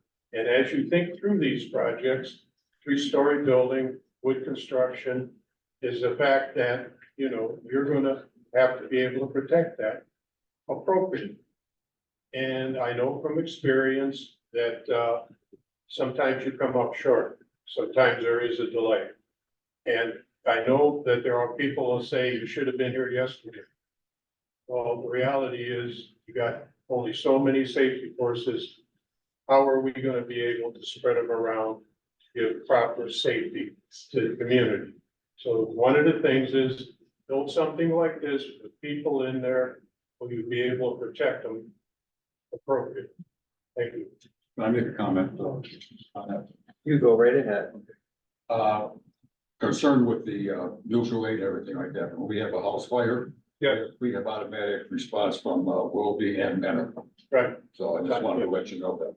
One disadvantage Menor on the Lake has is the lake does not provide mutual aid. And I know Willoughby, Menor, you appreciate mutual aid, but it's like a two-way street. If it becomes a one-way street, then you start having other problems with the other communities. Okay? Thank you. Okay, thank you. Anybody else? Jason Morris, 5845 Lake Road. Just quick comment, the resolution regarding Roar by the Shore, looking at the comments on it. First off, this year, we're looking at holding it on August 31st and the notation sets of September. We'd like to see if we could actually get some type of an amendment to that made for multi-year use. Historically, for the last 8 years, we've held it on the Saturday of Labor Day weekend, and we don't plan on changing that date. But we'd like to see if we could do this, to make things easier on everybody, just get something maybe multi-year instead of just single year, so we can avoid, constantly coming back and forth. That is all. Thank you. Anyone else? Last call. All right, we're gonna close this portion of the open to the public to speak. Move on to legislation before council, resolution number 2023-R-33. If you could please read it by its title. Resolution number 2023-R-33. A resolution granting preliminary approval to the planned unit development, PUD, that is provided for in chapter 1255 of the codified solutions for the property described as permanent parcel numbers 19A 093, B 0000150, 19A 093, B 0000160, 19A 093, B 0000170, 19A 093, B 0000180, 19A 093, B 0000190, 19A 093, B 00020, 19A 093, B 00021, 0, and 19A 093, B 00070. Discussion. Happy to start. Go right ahead. Spent a lot of time going over everything, and I mean everything. The plan, the development agreement, participated in the planning and zoning discussions with this, as well as written comment on it myself. I do believe that zoning occurs as part of a plan, And that there must have been a plan before this, as that's the way the properties are zoned now. I am appreciative of the commitment that the Summers Group has placed in their project and listening to the public in terms of design. I believe that's more part of the process than was actually required, but it should be part of the process. But I don't think that we're actually voting on the project itself. What we're voting on is the zoning. I acknowledge that we don't dictate what a property owner does with the property, but the zoning does. You can't do something on property that is not zoned for. So the owner is welcome to do what you'd like with that property, but not if the zoning doesn't agree. That is what we are voting on tonight. I believe in the comprehensive plan, and I understand it may not be written for us, but I think that with guidance, this significant investment will come.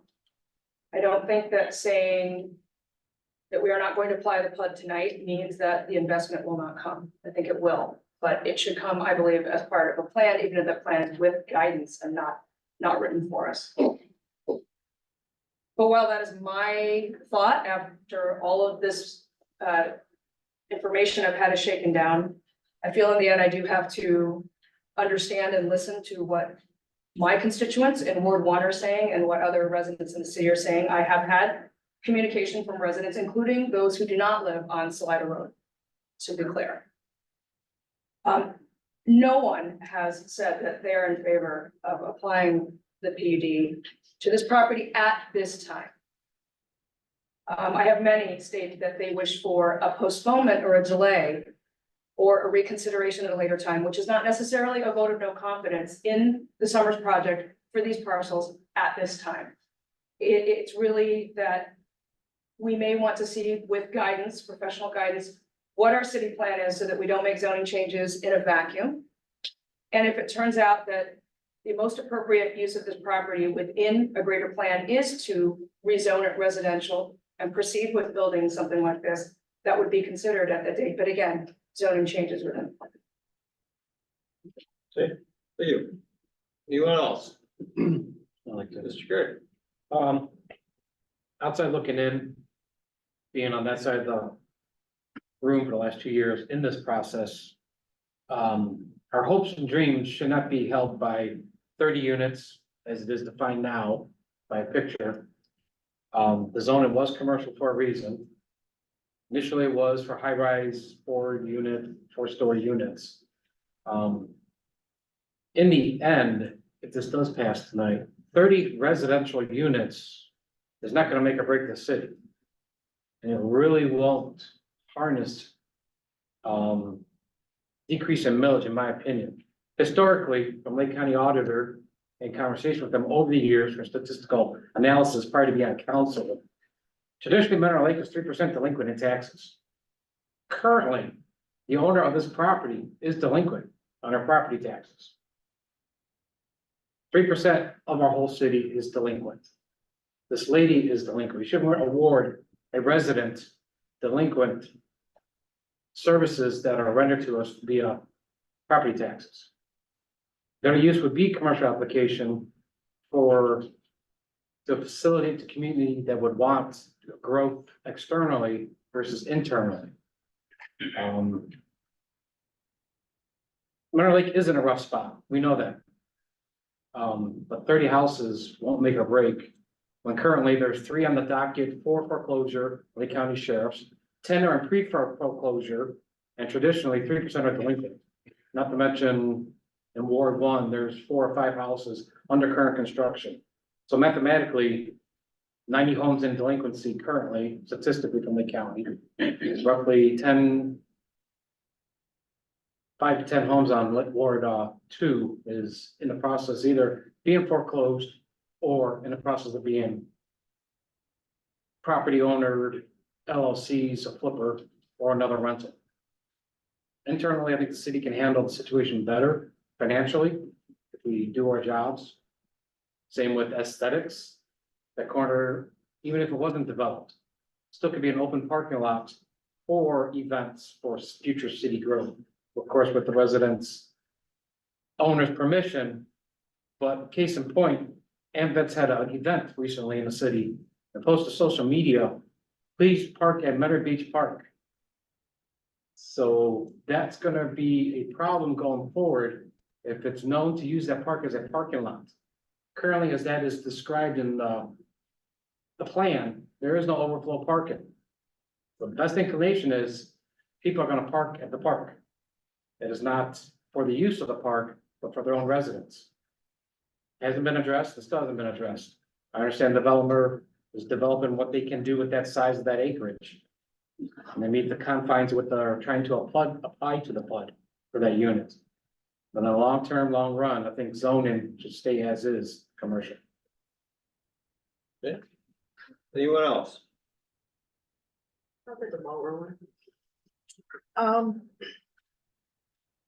The community here tonight, we've seen you quite frequently, quite regularly over the last 2 years. And we've listened and heard your voices and your opinions very strongly over the last 2 years. I have also heard from many, many residents who are in favor, but really don't have an opinion as to if this gets rezoned and it is residential or anything like that. I have residents tell me that they don't comment on social media, they don't come to meetings because they feel they're not heard when they have differences of opinion. Those residents deserve to be heard, as well as everybody who is sitting here in this audience tonight who has shared their thoughts and opinions. I have lived in the city for a long time. I have sat here when there was a proposal for a Taco Bell restaurant at the corner of Primrose and Andrews Road. And it went down by 3 residents. Why? Because those 3 residents who live in that street did not want a resident or a commercial property built behind their homes. I'm hearing that from the residents who live in the neighborhood. They don't want a restaurant there. They don't want to have to smell it in the summertime. They don't want to have to deal with the traffic. They would rather see a home there than a business and dealing with business traffic. There's been a lot of talk about mixed use, business on the bottom, condos, apartments, something on the top. Every mixed use development that I have looked at in our area, you have businesses that are leased on the bottom. You have homes, offices, condos, apartments, whatever you want to call them, on the top that are leased. I hear from the public, we don't want any rentals. We're done with rentals in the city. Let's rein it on the Airbnbs. Let's rein it on rental units. Well, if we put in mixed use, we're creating more rental units. So we're trying to balance everybody's wishes.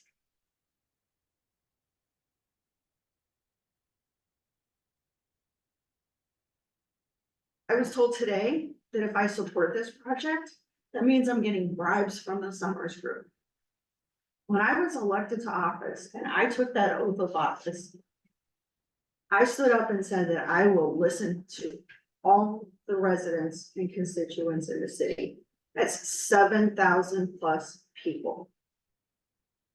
And to have somebody tell me that if I'm in support of a project, that means that I'm taking a bribe is very, very offensive. I'm not getting bribed by anybody. I'm being asked by residents to stand up for what they want and what they think is best for them.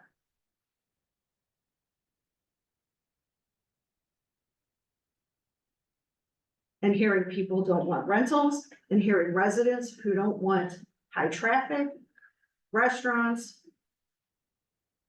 I mean, it was said that 30 condos with 2 cars of parts, 2 cars per unit would amount to about 60 cars. If we put a business down there, we're gonna have 2 to 3 times that amount of traffic. And the residents don't wanna deal with that high of a volume of traffic either. So we're not going to please everybody. We're not going to make everybody happy. And tonight, when I cast my vote, I'm gonna do it based on what I'm hearing from a majority of the residents who have spoken up to me and said that they don't feel that they're being heard. Anyone else? Good. This fall, when I was out collecting signatures in my ward, I was asking residents, seeing since this property, these parcels are in Ward 4, and I am the Ward 4 council person, what their thoughts are on having this project built on the corner. All of the residents that I had spoke to at the time were all in favor of it, or that they just didn't care one way or the other. I have been tagged on social media as a person to reach out to with concerns, and no one to date has reached out to me, contacted me with any concerns that they might have. During one council meeting, a resident on Salida had stated, the residents of Salida have put a lot of hard-earned money into their homes, and we should not have to worry about having another project like this put on their corner. Well, I have to say, a lot of us residents in the community have put a lot of hard-earned money into our homes as well. We're talking about a project or a master plan for the city that, you know, I am all for that, but we cannot tell a homeowner, well, this master plan says that we need to just make that a parking lot. And what kind of revenue is that property owner gonna do? I don't feel that as city council, we should be telling anybody how to control and act with their property.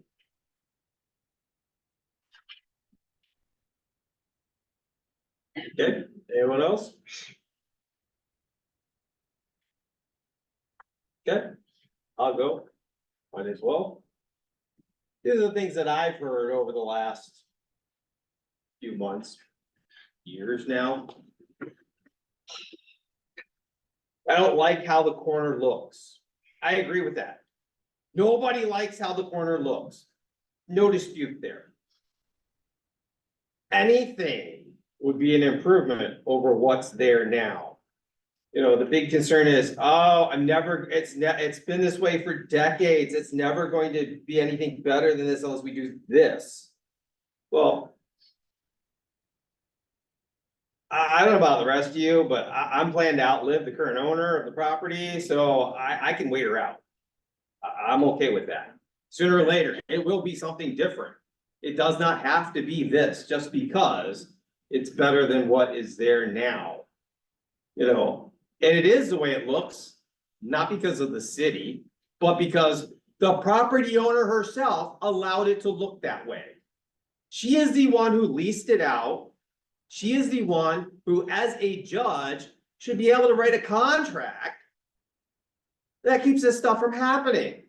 She is responsible. Let's not forget that. She is the ultimate responsible party, not the city, not anyone else. And yes, she has not been a good neighbor. She tried to tell us back in June of 2022, she tries to be a good neighbor. Well, she hasn't been paying all her taxes on time every year. She's been delinquent. And that is true because I've looked myself. So do we reward somebody who has allowed it to look like that? Is that the plan now that, oh, let your property look like crap and we'll let you do whatever you want with it? You know, the mayor said, we shouldn't tell people what to do with their property. As Jeannie pointed out, it's called our zoning code. Yes, we do tell people what to do with their property. I can't go and buy Mr. Lunder's house, tear it down and put a McDonald's there. I'd make a lot of money right there. But you know, I can't do that. I can't turn it into a Starbucks. I can't turn it into anything I want because it's zoned that way. So yes, we do tell people what to do with their property. I've heard, oh, well, we need more housing. The population is declining. The population's old. It's old and it's declining because kids are growing up. They're moving out. People are dying. Sorry, I hate to tell you. But you know, as you get older, that's what happens. You don't live forever. It's reality. It's a tough situation. I know. You're talking about me again. I know. But yes, the population declined, but new people move in, families move in. You know, we don't need more housing. we're not in a shortage of housing. We're not going, oh my God, we really, our population is overwhelming and we just need more housing. If we only had more housing, we'd have more people. No, that isn't the problem. It really isn't. The problem is our population is aging. That hasn't changed. What else have I heard? I've heard no one's been interested in the property. Oh, it's been zone business for years and no one's been interested. That's an absolute lie. How do I know that's a lie? Because the property owner herself came to us June 20th, 2022, came before this body and said, I've had 10 different offers for that property. 10, not one, not two, not none. 10 different offers for that property. Wow, that's incredible. Without ever having listed it for sale. Without ever having listed it for sale. 10 different offers. Why did she choose this one? Because it fit with her vision for the property, not what fit with our zoning code, not what fit with a city vision or a city plan or anything else. Her vision for the property. She came here and talked about a home for mom. I don't know what mom's gonna be climbing up all those steps on the townhome. But you know, I know my mom's not doing that. So yes. Could it be something other than townhomes? Absolutely. There's 9 other offers. We don't know what the hell they were. Because this is the only one she wanted to do. We're gonna change our zoning to appease somebody who has not been the good neighbor that she tried to claim to be.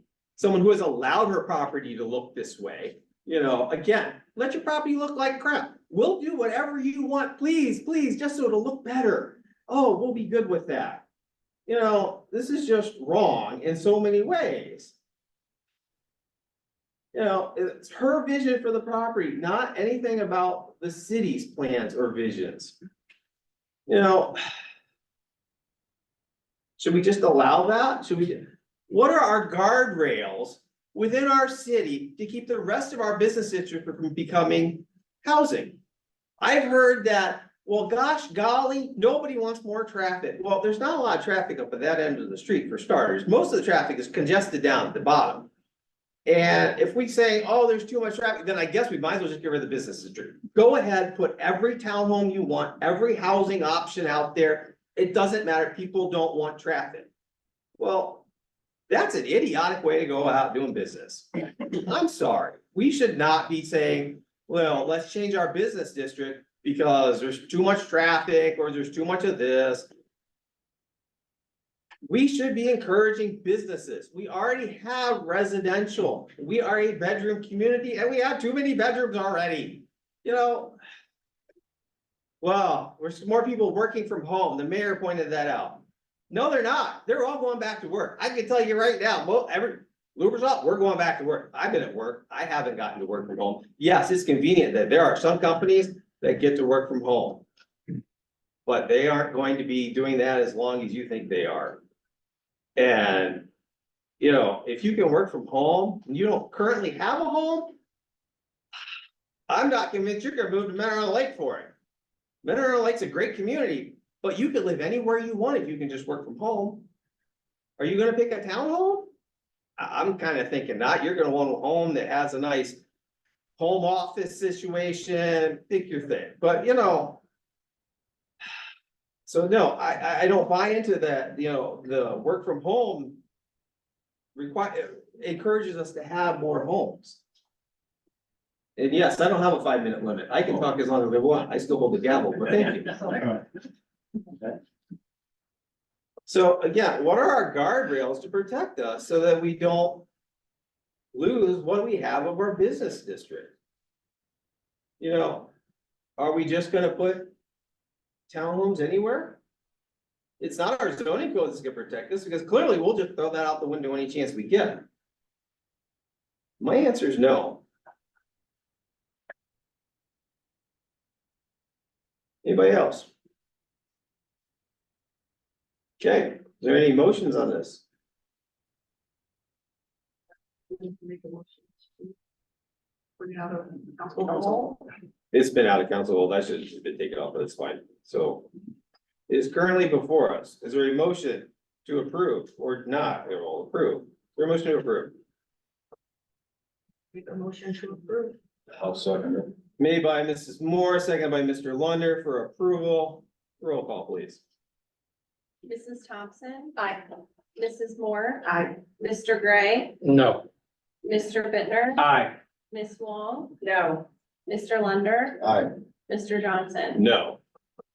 It is passed.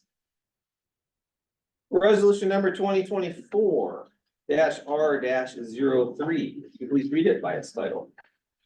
Resolution number 2024 R-03, a resolution confirming the appointment of CT Consultants Incorporated as city engineer, affirming their contract, establishing their compensation, and declaring an emergency. Discussion. Since Tim Lannon's here tonight. Tim, can you talk a little bit about the services that CT provides to us as part of the contract that we do have with you, sir? Sure, it starts with a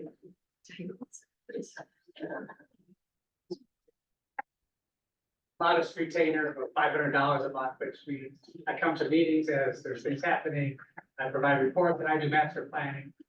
CT Consultants has at least 6 funding specialists that provide assistance to the city at no charge for $500 a month, including things like finding money for amendments, storm sewer projects, road projects, which is few and far between. So master planning falls into the category of when I'm asked to do a cost estimate for a revetment, I don't just call a contractor and say, how much does it cost today? I say, what have the dozen revetments cost that we designed on the lakeshore for communities, not just industries? And what would it take to add landscape architecture to that feature?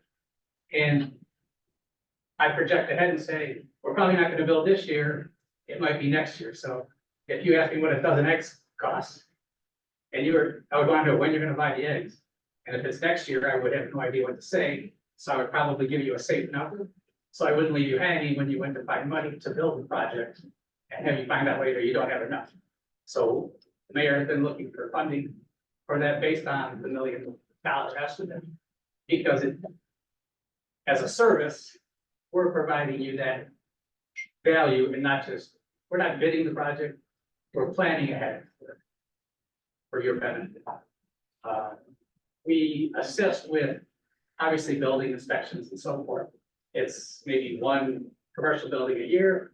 I happen to be city engineer in Willoughby, village engineer in Chagrin Falls. You get the benefit of that. Those busy communities with sewer systems and water systems. It has funding and so forth. Willoughby has about 20 commercial developments a year and up to 100 residential new residences that are all inspected by the city. And I assist with those, so you get value of the knowledge I gain in other communities in Lake County and Northeast Ohio. So that's a summary. Additionally, storm sewers, I actually was involved in the preparation of the master sewer plan, storm sewer plan. I was involved with the first project, which was Holly Drive. And I'm kind of proud of that, and I'd love to give anyone a walking tour of how we stretched money to drain what was, you've seen the streets, you've seen Southland Road, which has significant Ohio Public Works Commission funding scheduled for this July. And we'll use that pattern from Holly, Lake Avenue, Miami, and now Southland, which really stretches dollars, provides a connection for every resident to tie into the drain, at least their front yard and probably their backyard. It's I would love to say I invented it, which I did. I'd love to say I patented it, so I could use that elsewhere, but that was a really nice design feature. Lake Avenue was really an excellent project. We went out of our way to save trees, to keep storms out of the pavement. Again, to stretch dollars as far as we could. I think if there was an issue that extended beyond that construction there, it was that a resident had built a rock feature and a light pole in the right of way that we had to dismantle and move aside instead of having the city contractor try to replace, a homemade feature that was in the way of the project. It was set aside for either the resident or someone else to clean up after. So that's the long and short of it, but you could ask the mayor, the planning for Southland Road funding And I provided not just an application, but I provided a thoughtful process that said, you know, we could put in, say, $500,000 towards a $1 million project, and our odds would be roughly 49% that we would get funded. And we had this discussion over 2 years, so the plan was, it went over 2 years to get the funding, but it was trying to maximize outside funds. And it got to this year, and the drainage was bad enough, we said, this year we'd really like to do it, so we put a little more city funds into it. And that, I think, increased our, what I call the betting odds to say 65%, and it turns out it was funded, so that is a strong suit of mine. I'm proud of that, and I think I'm probably one of the best in the state, in finding funds and also minimizing local dollars. That's an introduction off the top of my head. I can attest to what Tim has done for South. We've worked very closely over the last year or so to get us the best deal. And waiting, as Tim said, on doing this year, really is a benefit, for what Tim and CT have done. Okay. Weigh in just a little bit, by asking them a couple of questions, maybe they expand on what you do. Go right ahead. So I know that you guys get paid in the course of a year more than $6,000, 500 times 12. I mean, the contract that you have with the city will propose this year and in the past, how do you get paid, let's say, on a road project? Is it a percentage of, you know, the cost of the road project? So if the road project for, you know, that we've been doing with Mentor, if it's $300,000 for the city, do you get a percentage of that? Or is it just based on your time and, you know, that you put into the project? So that's strictly hourly for inspection services. So Mentor does the plans. I think they're very generous in what they do for us. Right, so they actually do the plans for the project. Right, it's a list of roads and they can use their specifications, so it comes to us. And then we do part-time inspection. during the course of And you the- get paid. As we do for Mentor, so there's a nice overlap. Typically, that's less than $10,000 a year. Typically, the program is something around $100,000. So the next question, let's talk about Lake Street. Lake Street was a storm sewer trust, correct? Because we're responsible for storm sewers, correct? Correct. And that storm sewer was designed by CT Consultants as part of our overall storm sewer plan, correct? Correct.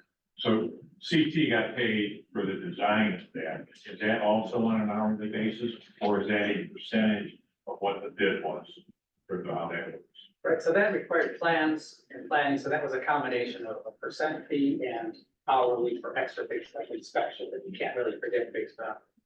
But the percent fee, is that kind of a standard thing that exists, or a standard metric, you know, in the engineering world? That you take a X percent of a design project that you do, and then you go ahead and bid it out. So you don't control how much you're gonna get because it's based on a percent, correct?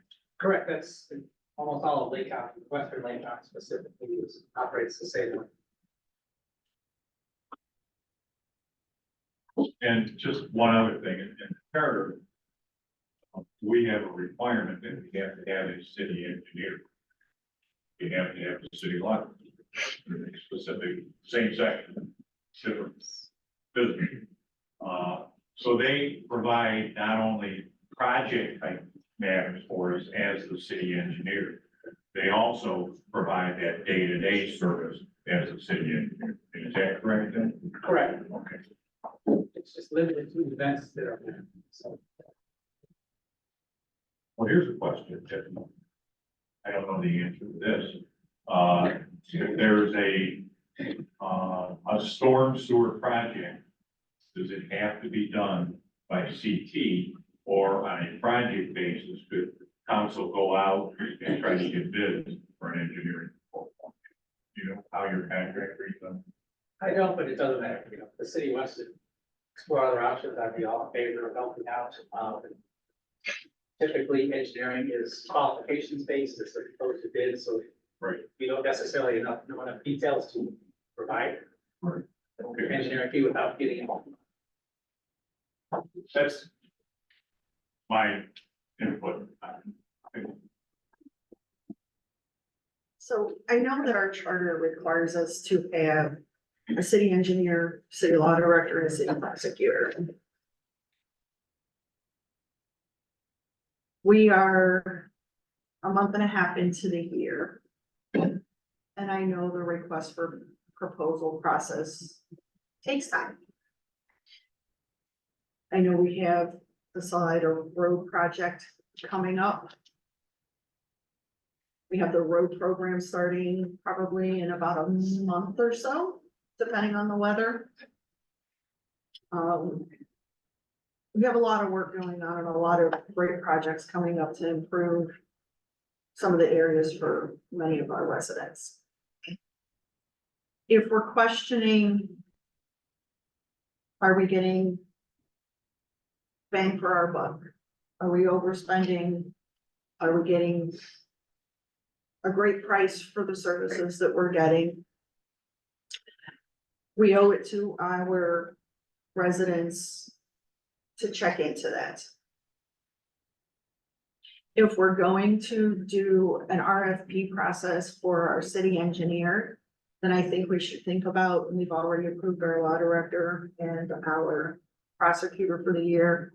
We as a council should talk about what we need to do to have our engineering in place to continue with our projects that we have for this year.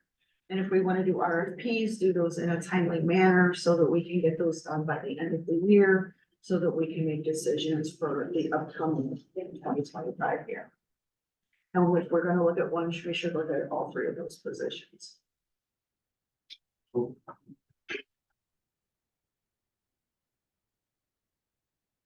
I agree with you, Michelle, and I think because we do have the projects.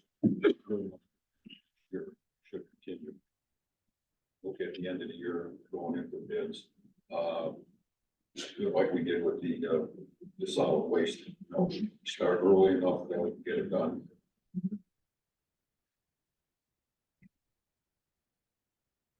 If there's enough interest in looking for bids, again, this is not necessarily a vote of no confidence in CT Consultants. It's not necessarily a vote of no confidence in the mayor's ability to negotiate a contract or to identify what a good contract is when you see one.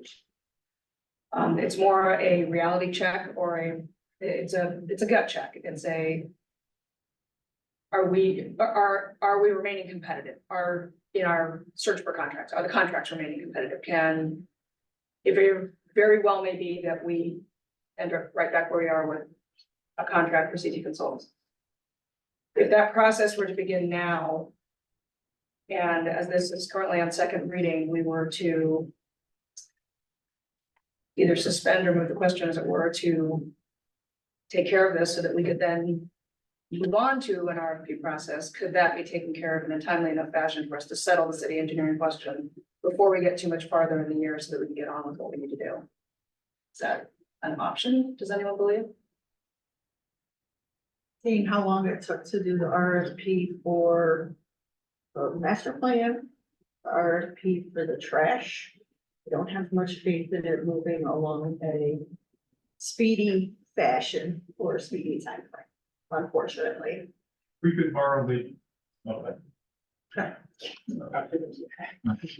We. Get the RFP from Kirkland. They must have had an RFP. Or an ad that they RFQ, whatever. Right. If you're gonna do it for him, you should do it for me too. Absolutely. We may find out that you all get raises. Pardon? We may find out you all get raises. Yeah. Don't know. I would suggest you do it for me. Now, the question is, will I apply? Question is, will he apply? So. Saying. I'd be more than happy, we hit September, October to go out and bid all three if that's what council decides. We can do that, and we've talked about it in the charter review commission. When does the charter state that the city engineer must be in place by? Doesn't just require. I think that he could, Have one. I think that they could walk away right now. I believe it's Nobody's gonna 90 fine days. us for not having the city engineer. CT has been the city engineer 40 years, 50 years, some incredible amount of time. And, I've always had the utmost respect for him in terms of responsiveness, in terms of the job they've done and everything. And if we're in a time period of life, whether it's just in Mineral Lake or everywhere else, where we question everything, then, you know, there's questions that happen, you know, over on the other side of that too. Okay, so, listen, I guess my specific question is whether altering the process for this year is going to introduce basically an unrecoverable delay in what we're. I think Tim could answer that. Yes, Southland Road is the biggest issue, and who would have told you what was going on with Dollar General if I was here tonight?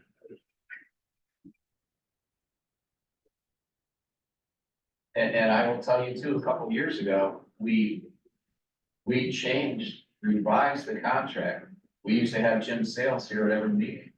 Now we ask for a quarterly engineer's report, which vastly reduced the cost of the city. If you remember correctly, Jim was here every meeting. Jim would show up and say, I have no report. So we have reduced the price of that contract.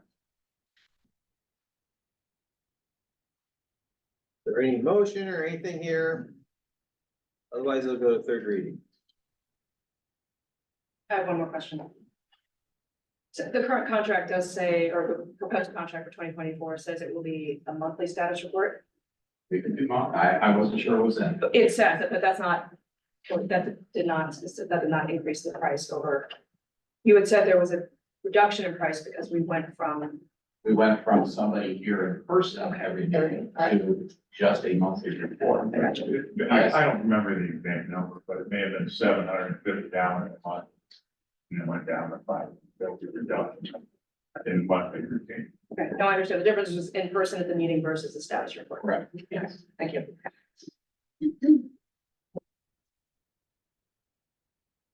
Hearing none, this will go on to third reading. All right.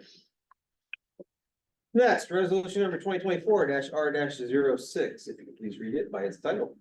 Resolution number 2024-R-06, a resolution authorizing the Roar by the Shore Committee to use the City Hall parking lot and adjacent land for the Roar by the Shore event in September of 2024. Okay, there was a request to change that. Does the administration want to speak on that at all? The change in the date. Yes. I would imagine the new August date would be the Saturday before Labor Day. Yes. Okay. Was that what you were asking? There were, I guess, two requests in there. One, make it the August 31st date or whatever. But also, there was a request to extend it beyond just this year. I would think that's a council decision.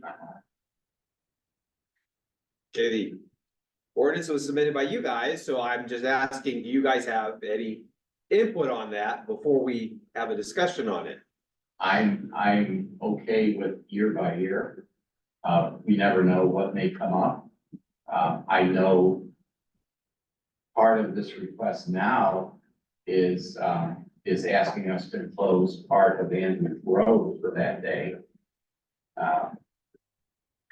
That's something that's maybe not in this particular resolution, but that did come up at the meeting with Mr. Morrison. Discussion on this? I have a question. Yes. Are there other expenses or pickups, as it were, the city would need to incur for allowing this event besides the closure of Ramsey Road, either this year or in multi-year? The committee has agreed to, clean the property afterwards.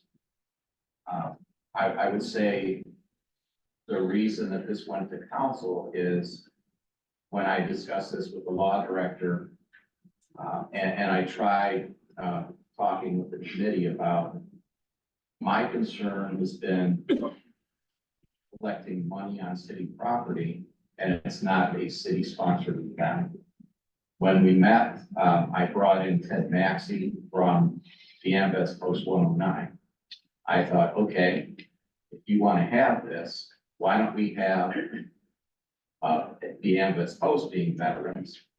Why don't we have them involved somehow where if people wanted to donate, they could donate to the veterans, the Fisher House, or donate to the AMVETS Post 109. The response I got was we do everything right here. And that would be an inconvenience to do that down there. And my concern also, which I expressed, was if we are collecting, if we are allowing one charity to use our property, what's to stop other charities from coming to us and saying, hey, you know what? I want to have a car show too. And I'm gonna collect money for whatever charity that is. So we open that door to other organizations by saying, okay, it's not a city-sponsored event, but we're letting, an organization do this. So those are my concerns, and, Mr. Johnson was part of these conversations, and the conversation led to, let's let council decide, because I don't feel like I should make that decision on my own.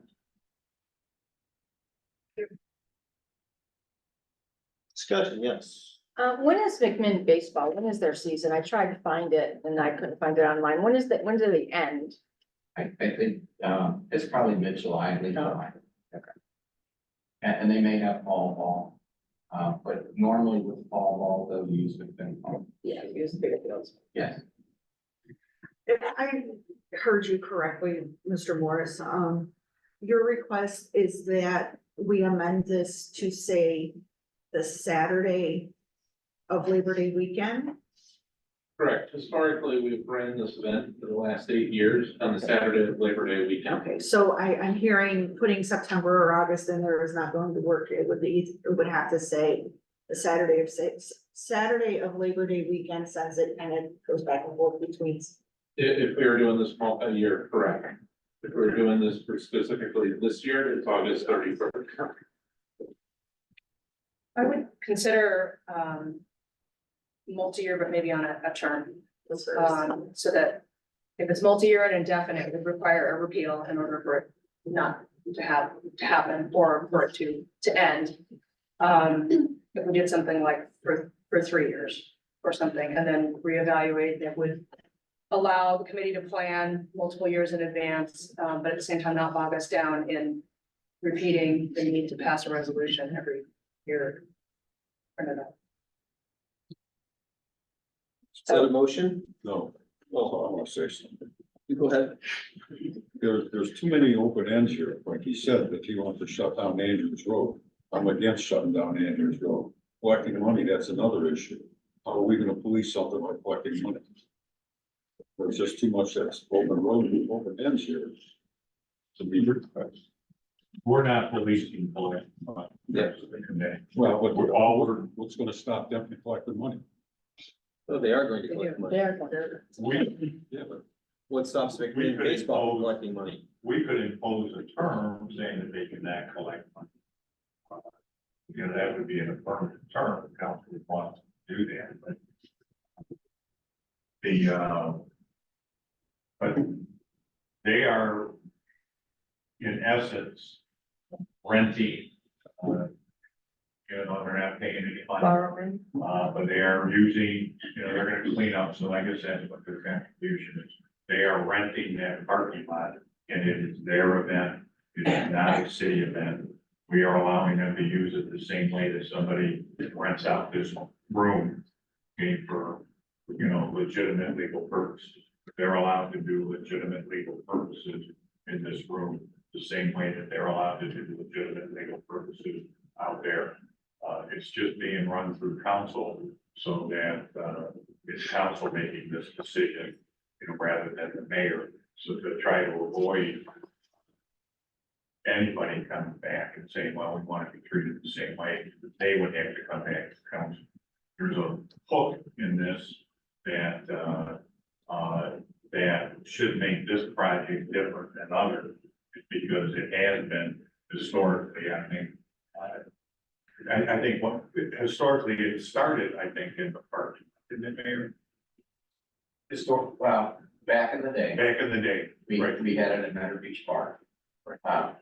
When it was a city sponsor. Okay. But it's been a long-term event in the city that we're trying to accommodate, or the council is trying to accommodate, which I think makes it different, for council approval, than just any charity or any group that would want to come and use that facility and tie up that whole parking lot and or maybe part of it. But it's still a charity event. It's just, they are it's not a charity event, it's my understanding, they don't have a 501c3 involved. The Fisher Home does, we did. Right, okay, so, but the Fisher Home is not sponsoring, the committee is sponsoring, correct? That's my question. If he's using the Fisher House as a 501c3, shouldn't he have one of his own, on his own? That would be a council decision. They are doing it to benefit of charity, I think, is a better way of saying it. And what about insurance? We started last year, and the reason we started this was there was a business behind Giant Eagle that wanted to do a craft show. And we came back and Janelle put together something very nice, a special event for them. The opportunity with the event behind Giant Eagle was you have your small business there, but you want a craft show in the parking lot of Giant Eagle. So we came back and said, do you have permission from the businesses around you that you can use this area for craft show? Janelle came up with a very nice special event permit, which we also gave to Roar by the Shore. The Roar by the difference between the craft show and the Roar by the Shore is there is liability insurance that they need to get as part of the special permit. The special permit asks also what properties are you going to use? So we said, okay, you could use back here, you could use the lot up here. We own the lot next door, you could use that if you like. So the special event permit covers the insurance and, where everything's gonna take place. But once we get that, the police chief takes a look at it and says, okay, I'm okay with, do we need more officers on duty then? What do we need? Fire chief will take a look at it, Can we get in and out? Okay, and we go from there. Now you've answered the question, so what, all the open ends that I had, but I'm still against the Andrews Road. The city legally can't pick and choose the charities we want to benefit. Back then, this has been an event in the city, I think gives us the right to do that. But that doesn't mean that there's not, 1 or 28 envelope pushers out there that may try to push their way onto City Hall Park. Okay, by using this as a contract. No way you can stop a person from trying to push the envelope. Okay, if they want to try to push it, all you can do is follow the rules. All we can do on our stuff. So this may lead to problems down the road, hopefully. Is there a motion? I move that the resolution be amended to allow our Roar for the Shore Committee to use the City Hall parking lot and adjacent land for the Roar by the Shore event on the Saturday of Labor Day weekend during the years 2024, 2025, and 2026. There's a second to the motion. I'll second. Motion made by Ms. Wong, seconded by Mrs. Moore. Roll call, please. Great. Mrs. Thompson, Aye. Mrs. Moore, Aye. Mr. Gray, Aye. Mr. Bittner, Aye. Ms. Wong, Aye. Mr. Lunder, No. Mr. Johnson. Aye.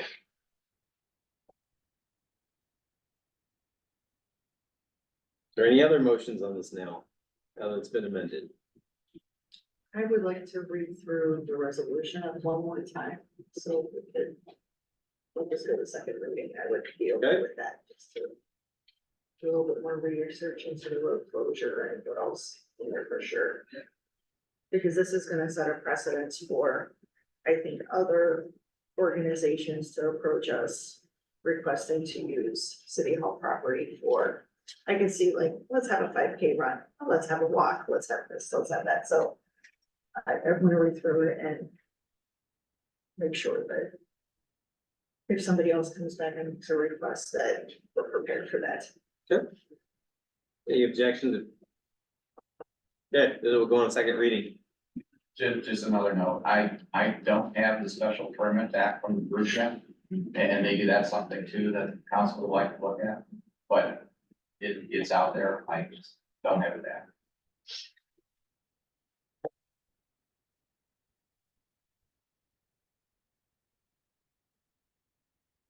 Okay. Ordinance number 2023-0-25, if you could please read it by its title. Ordinance number 2023-0-25. An ordinance rezoning permanent parcel numbers 19A0934B, 19A093B0000150, 19A093B0000160, 19A093B0000170, 19A093B0000180, 19A093B0000190, 19A093B0000200, 19A093B0000210, and 19A093B0000750 from Business District 1 and or Single Family District E to the zoning classification of a planned unit development, PUD, that is provided for in chapter 1255 of the codified ordinances.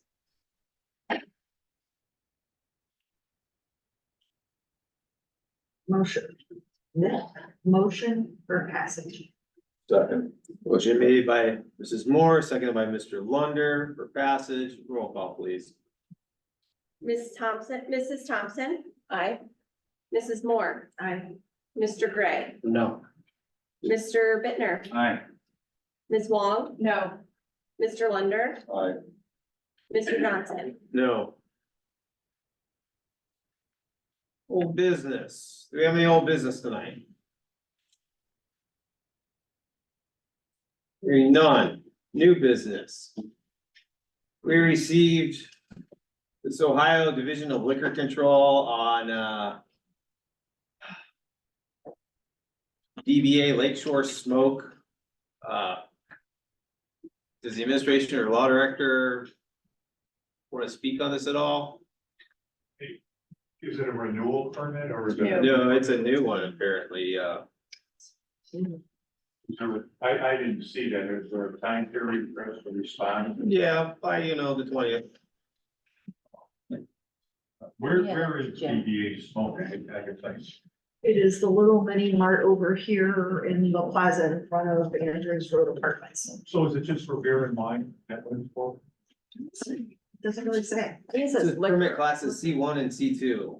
Yeah, so It's like to make it I think, so they can sell wine, beer, and I don't know what else out of the smoke shop.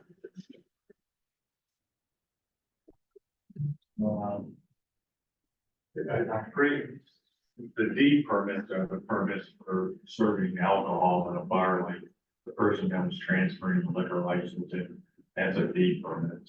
This is to sell beer and wine. I don't even know if they're called convenience stores anymore, but the convenience stores, that used to be everywhere. My guess is that, Sheets and Menor probably has a C and, a B and C type liquor license. Unless we have any specific objection to the operation. Normally, do it, okay, you would need, if we have objection, then we have to be specific about the objection. And, they would then consider it down to Columbus for that condition. If we do have objections, we could ask the police department, which normally would have there been any problem with this location. I see on the letter, it says that we can ask for one time only, 30-day extension in order to do that. And, I'm always in favor of a one-time only 30-day extension. So maybe we could table this and ask for our extension. Ask the police department. You can hold on to that, Jim, if you want. I have a copy. Okay, I think the mayor will probably just give it to the people. Somebody, probably Janelle will have to contact them to get that extension. Where did this come through? This came to the clerk of council. Oh, okay, oh, So as far as I know, that's where I got it well, from. it's news to me. Yeah, it's news to me too. Well, It yeah, was sent via certified mail, oh, directed to the clerk of council, okay, There you go. Ultimately, it's the council that has to make it. okay, all right, 30 days. 30 days, please. Yes. Any objection to that? No. Okay, good. All right, any other new business tonight? Okay, we'll open this portion of the public to speak. Please come to the lectern and state your name and address for the record. Keep it short.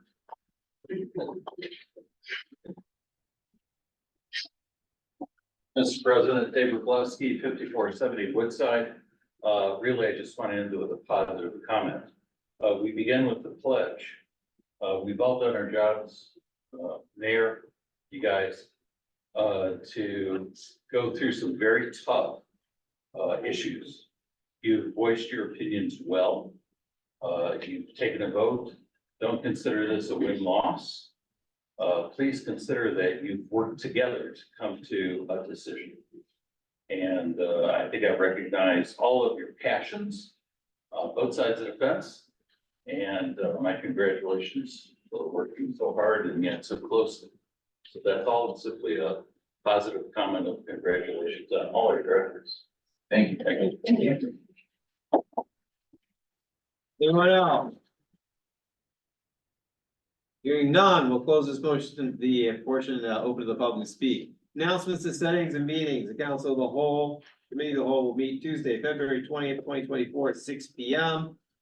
for the annual appropriations. Are there other meetings? The zoning meeting, Zoning, yes. Sheldon. Before we set that, there are other meetings that are set already that I'm involved in, so it takes those dates out. Parks and Rec is set for Thursday, February 29 at 6:30 p.m. And then I need to know whether ordinance committee, which was tentatively set for Monday, February 26th at 6:30 p.m. is still on. Is that confirmed or do we need to reschedule? Which meeting? Ordinance committee Monday, February 26th at 6:30. I mean, I still have it on my calendar. I haven't seen any emails saying it was canceled. You're good. All right. So that will confirm then. Ordinance committee will be Monday, February 26th at 6:30. Okay. So yeah, Parks and Recreation, February 29th, 6 p.m. We have 6:30 on Parks and Rec. Parks and Rec, 6:30? Yeah. Sorry, 6:30 p.m. Ordinance Committee, February 26th at 6:30 p.m. Zoning committee now. Shell and Gene, Mhm. whatever you guys have, whatever you want. I'm pretty open. Wednesday, the 28th. What meeting is this for? Zoning. Or One of each with me.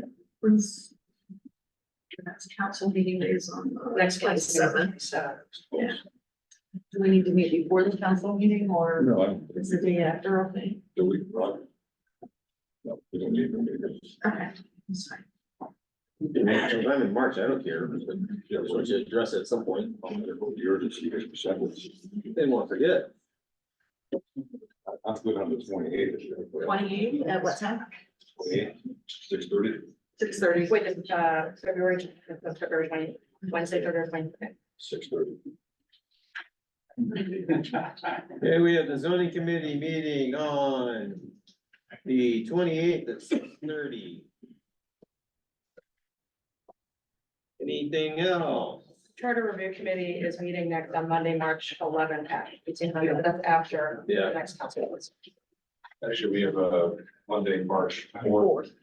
We're meeting after planning and zoning to review the application. It's still after the next for the council. open position, and It can be announced at the next council meeting. Stop it. Anybody else? Is there something about Board of Zoning Appeals that I saw?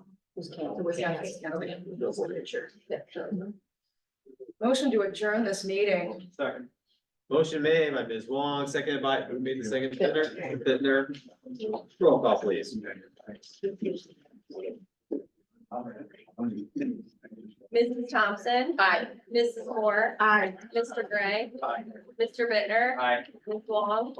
Mr. Linder. Oh, Mr. Johnson. no. This meeting is adjourned. Oh, I got you.